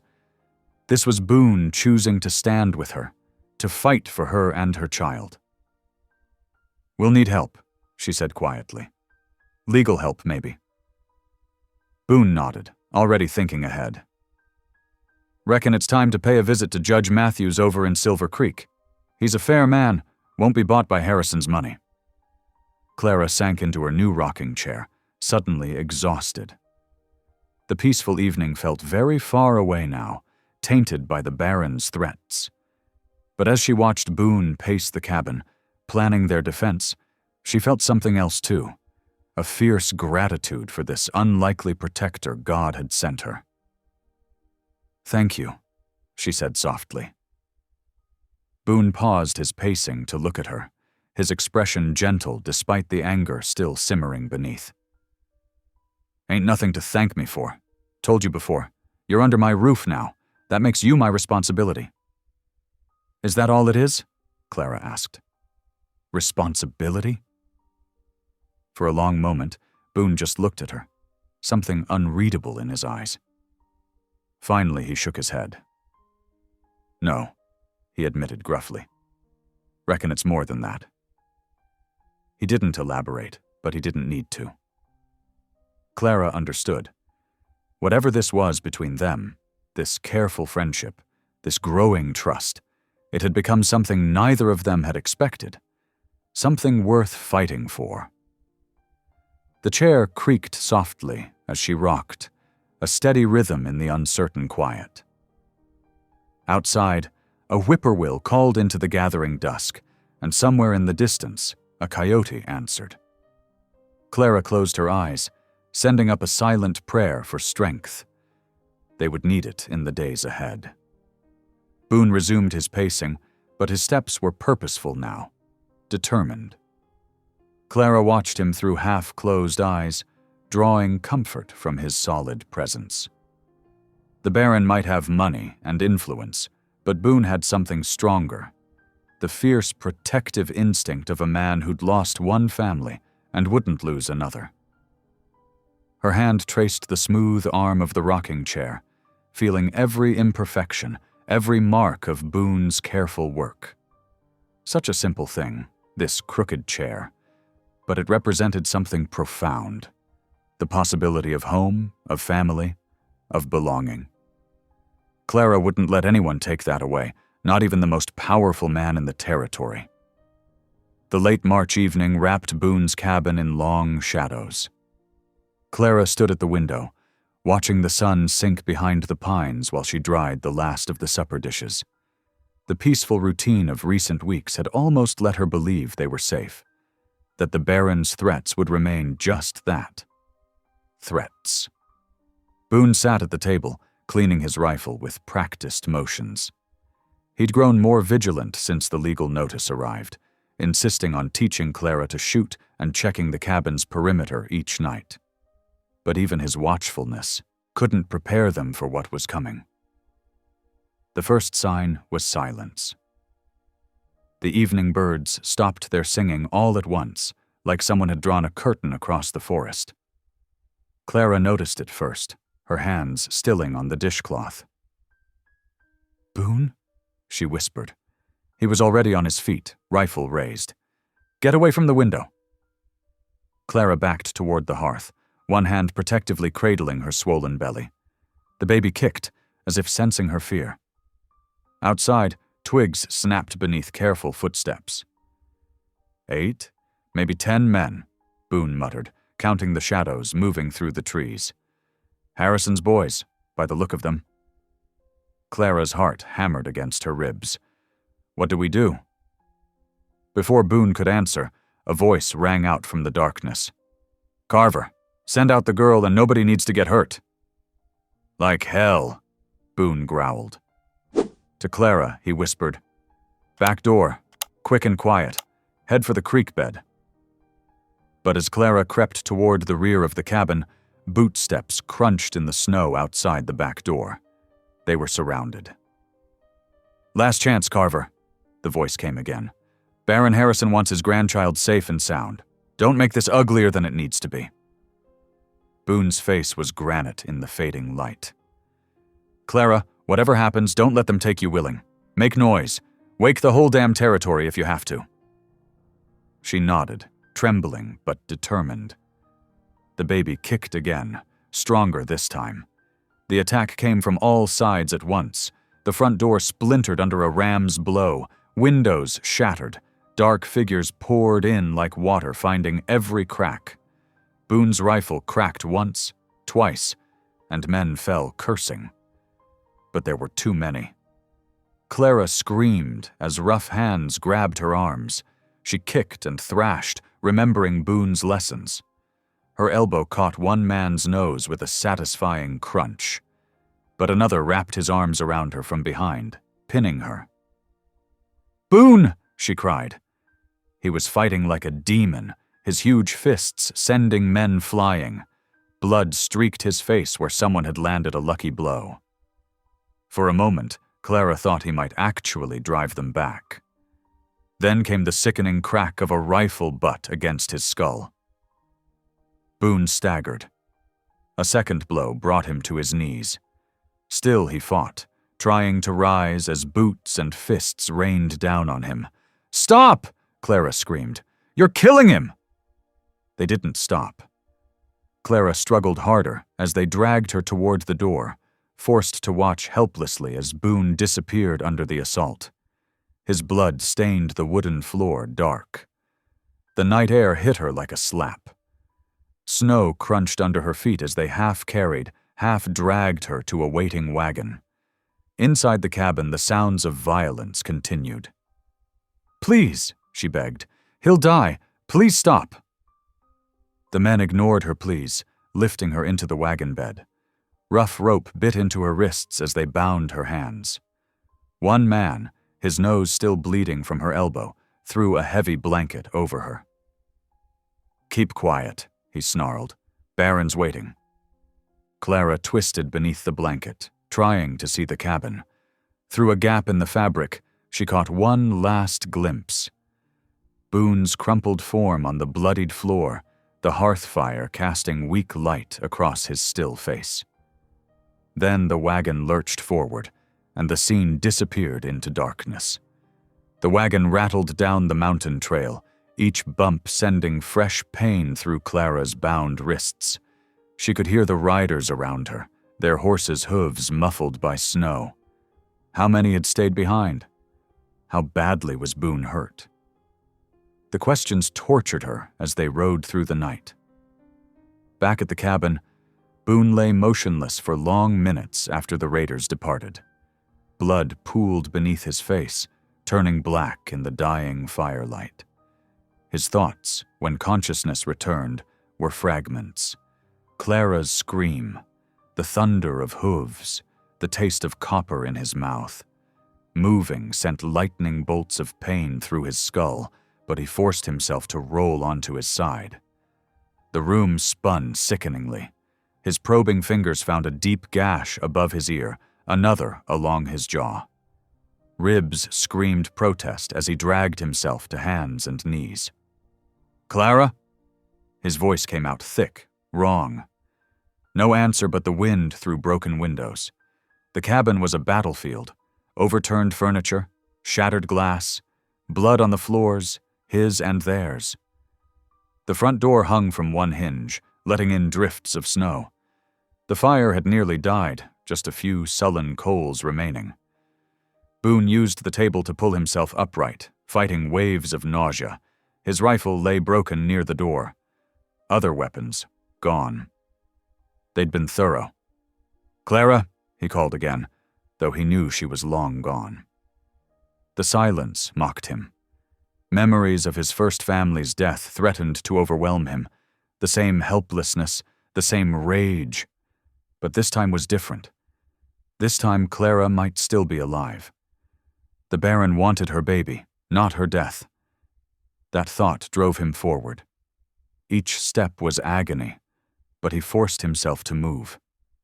The cold air helped clear his head somewhat, though blood still trickled down his neck. He had to reach town, had to find help. The moon cast enough light to follow the trail, though Boone's vision kept blurring. How long had he been unconscious? An hour? More? The raiders had a good head start, but they'd be slowed by the wagon on these mountain paths. He staggered through deepening snow, using trees for support when his legs threatened to give out. Each heartbeat pounded in his skull like a hammer on anvil. But he kept moving. Had to keep moving. Clara's face floated in his mind, her gentle smile, her quiet strength. He'd promised to protect her, and he'd failed. The thought burned worse than his wounds, but he wasn't finished yet. As long as he drew breath, he'd fight for her. The town's lights appeared through the trees like distant stars. Boone's legs were numb, his clothes stiff with frozen blood. But he could see lamplight in the church windows. Wednesday night prayer meeting would still be in session. Help. He just had to reach help. The last 100 yards nearly broke him. Each step was a battle against unconsciousness. Black spots danced at the edges of his vision, but finally, blessedly, his hand found the church's wooden steps. Inside, voices raised in him cut off abruptly as Boone crashed through the door. He saw shocked faces, heard gasps and cries of alarm. His legs gave out at last, sending him to his knees on the wooden floor. "Harrison's men," he managed to rasp. "Took Clara, headed east." Then darkness claimed him, and he knew no more. The last thing he heard was the preacher's voice, urgent and commanding. "Get the doctor, and someone fetch the sheriff." Then Boone slumped forward, trust in God's mercy warring with fear for Clara in his fading thoughts. He had done all he could. Now others would have to continue the fight while his broken body betrayed him into unwilling rest.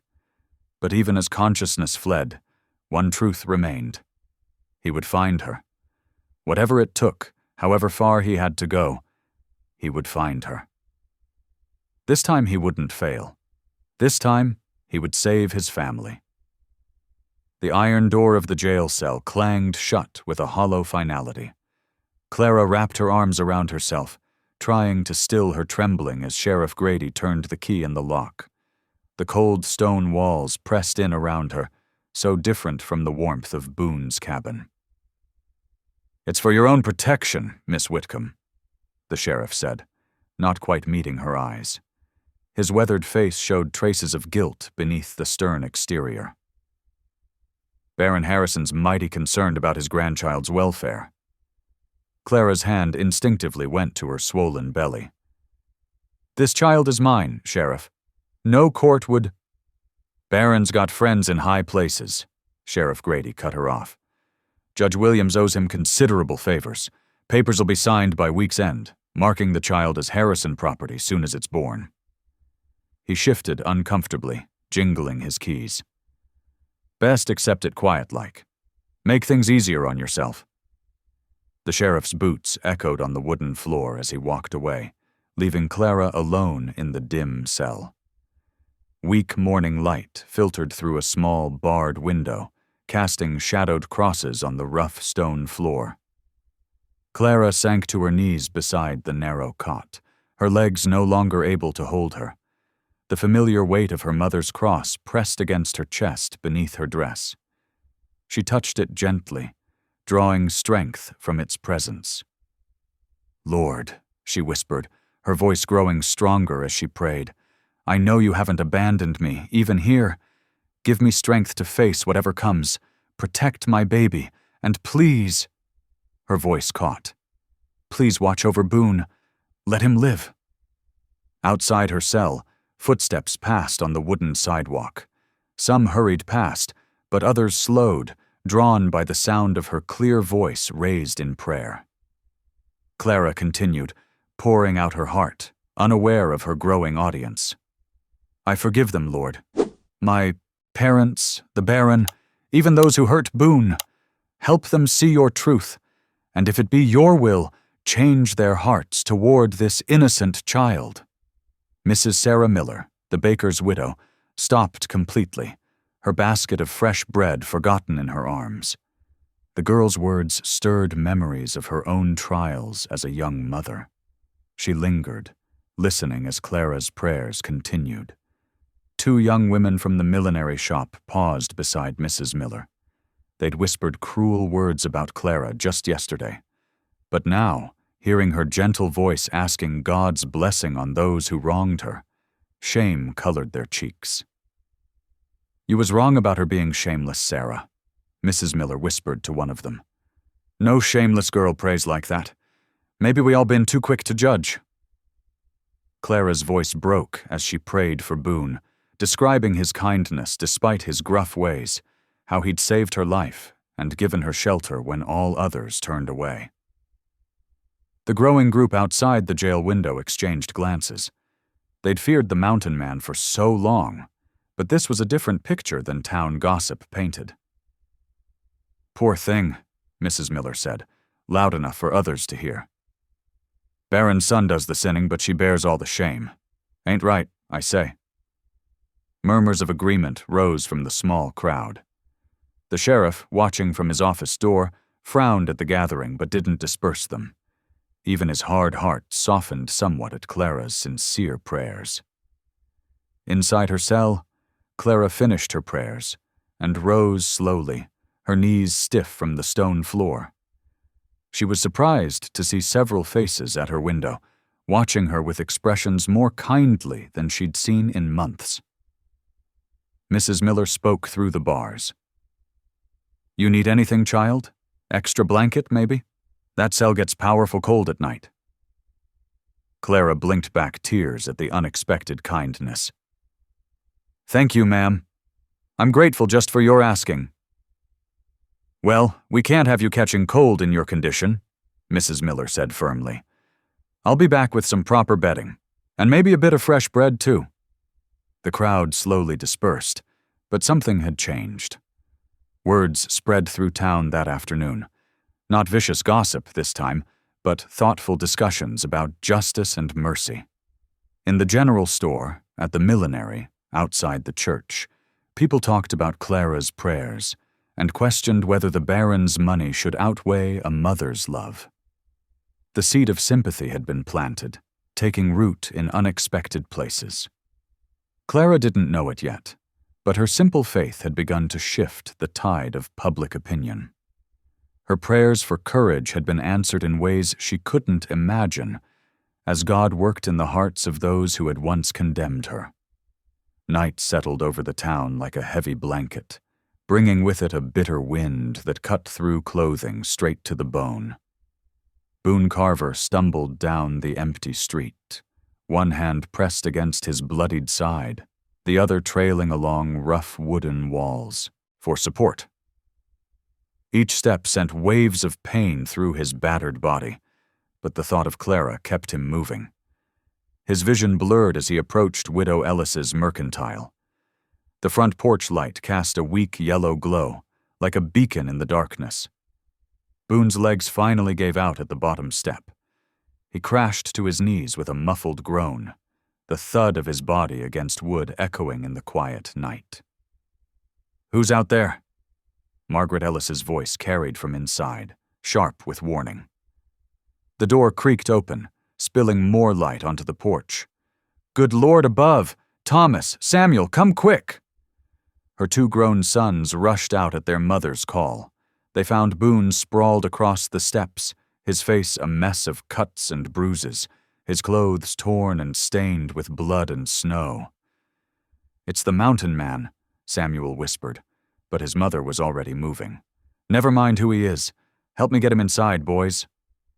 Margaret's tone brooked no argument. "The man's half frozen." Thomas and Samuel hoisted Boone between them, practically dragging his considerable weight into the warm back room of the store. They settled him on a cot while Margaret gathered supplies, clean cloths, whiskey for cleaning wounds, her sewing kit. "Clara," Boone managed to rasp out. "They took her."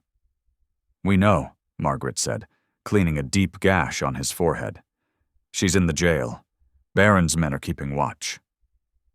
She worked efficiently, years of tending to injured cowboys and travelers evident in her sure movements. "What happened out at your cabin?" Boone winced as she dabbed whiskey on his wounds. 6 men, armed. Didn't give warning." His voice was rough with pain and anger. "Beat me down while they took her." Thomas brought a cup of water, helping Boone drink. "Why's the Baron want her so bad? Just because of the baby?" Boone's hand went to his coat, pulling out a worn leather Bible. Dark stains marked its cover. "Not just the baby, the land." He opened the Bible carefully, extracting folded papers from within. "My land. 20 years ago, I bought it fair from the Baron's father. Got the deed right here, signed and witnessed." Margaret paused in her ministrations, eyes widening. "The Valley land, but that's where they found silver last month." "Baron figures if he gets Clara's baby, he can claim kinship rights." Boone's voice strengthened with fury. "Use that to challenge my claim on the land. Been trying to push me out for years." "These papers," Margaret studied them in the lamplight. "They're legal. With these and a good lawyer." "Judge Williams is in the Baron's pocket," Samuel interrupted. "Maybe so," Margaret said firmly. "But even bought judges have to follow the law when proof's put right in front of them, especially with witnesses." She finished bandaging Boone's ribs. "The whole town's been talking since they heard Clara praying in her cell this morning. Hearts are turning. People are starting to see the truth." Boone tried to sit up, grunting with pain. "How long?" 3 days, Margaret replied. "That's when the judge returns. Baron's got papers drawn up to take the baby moment it's born." She pressed Boone back onto the cot. "You need rest if you're going to stand in court." "Can't rest." Boone fought against her hands. Clara needs you strong," Margaret cut him off. "You collapse in front of the judge and all is lost. Tonight, you heal. Tomorrow, we plan." She turned to her sons. "Thomas, ride out to fetch Judge Parker from Cedar Creek. He's honest, and he owes me for nursing his wife last winter. Samuel, start spreading word about these papers. People need to know what's really happening." Her sons nodded and hurried out. Margaret pulled a blanket over Boone, who had finally stopped struggling, though his eyes remained fierce with determination. "I swear," he growled, "Baron won't touch her or the baby. I'll rise if it kills me." Margaret's face softened. "You love her, don't you? Despite all your growling and pushing away, that girl's worked her way into your heart." Boone didn't answer, but his hand tightened on the Bible, and his eyes held a mix of fear and fierce protectiveness that told Margaret everything she needed to know. "Rest now," she said gently. "Tomorrow comes soon enough." Morning sunlight streamed through the courthouse windows as Boone pushed through the heavy wooden doors. His bruised face and bandaged head drew gasps from the gathered crowd. The Baron's men reached for their guns, but Boone paid them no mind, striding straight to the judge's bench. "Your Honor," Boone's deep voice carried across the hushed room. "I got something needs seeing."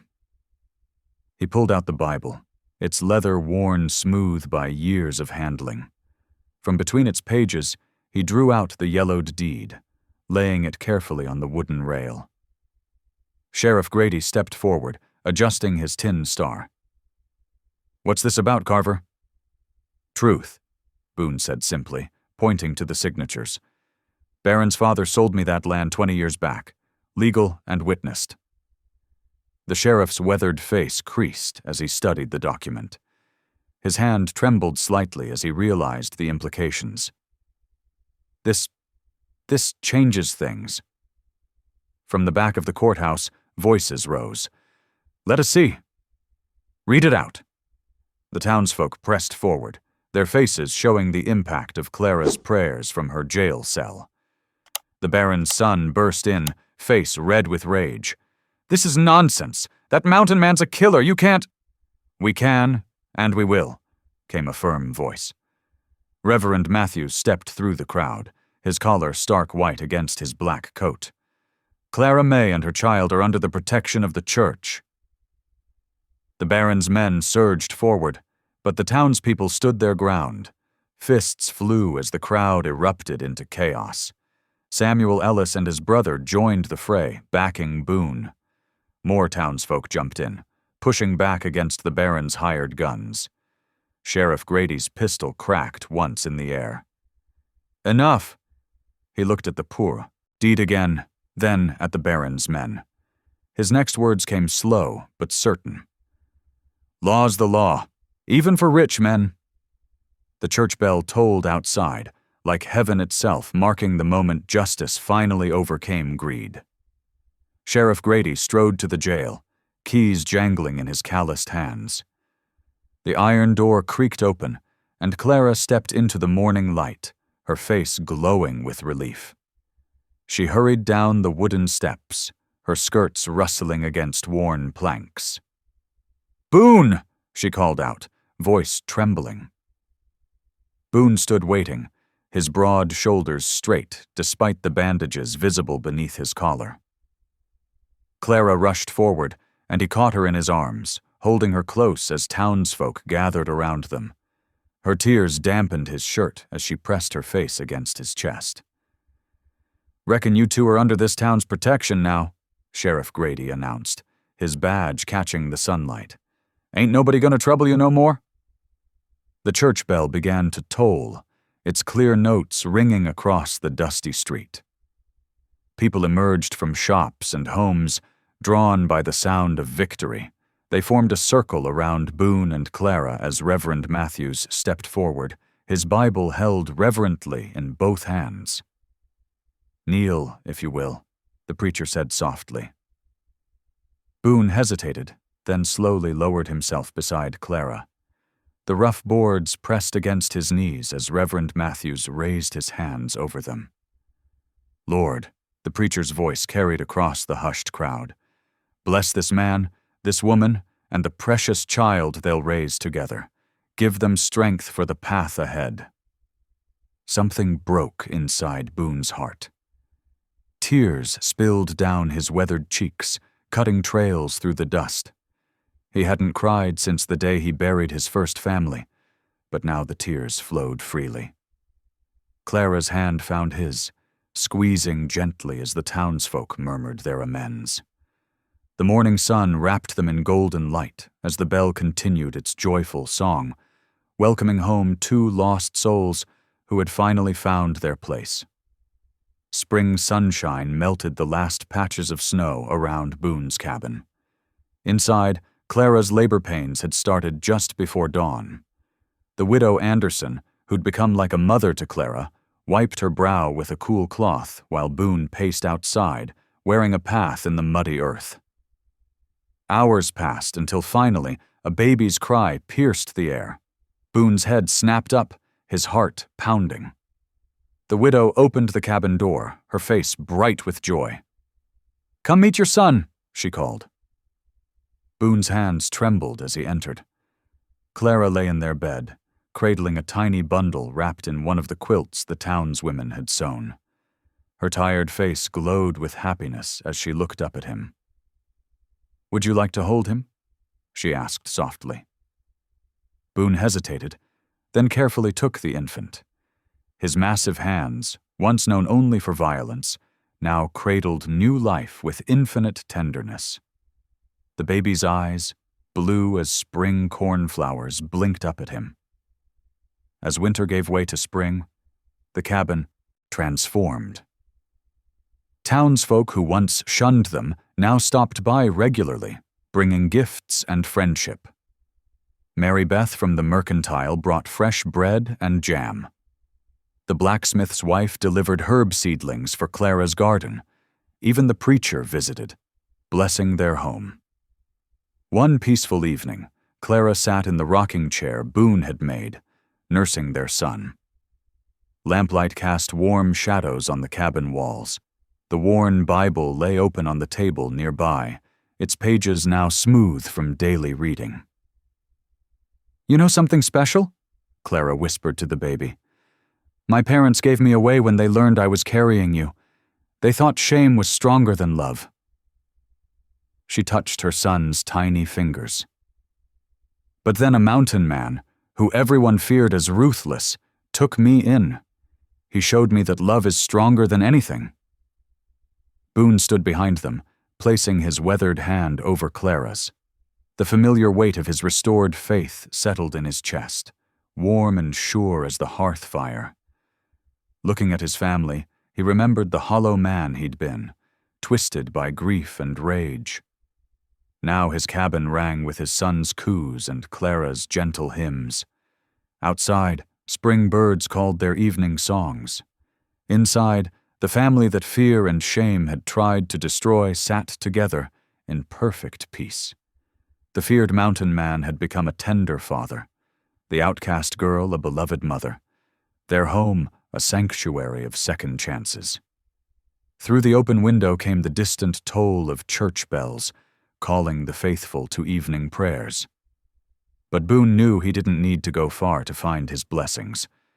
They were right here, in this cabin, in the miracle of mercy that had brought them all together. Thank you for listening. Stories connect us in the most unexpected ways. If you felt that spark today, make sure you're subscribed. I share a new one daily, and the next might change your day.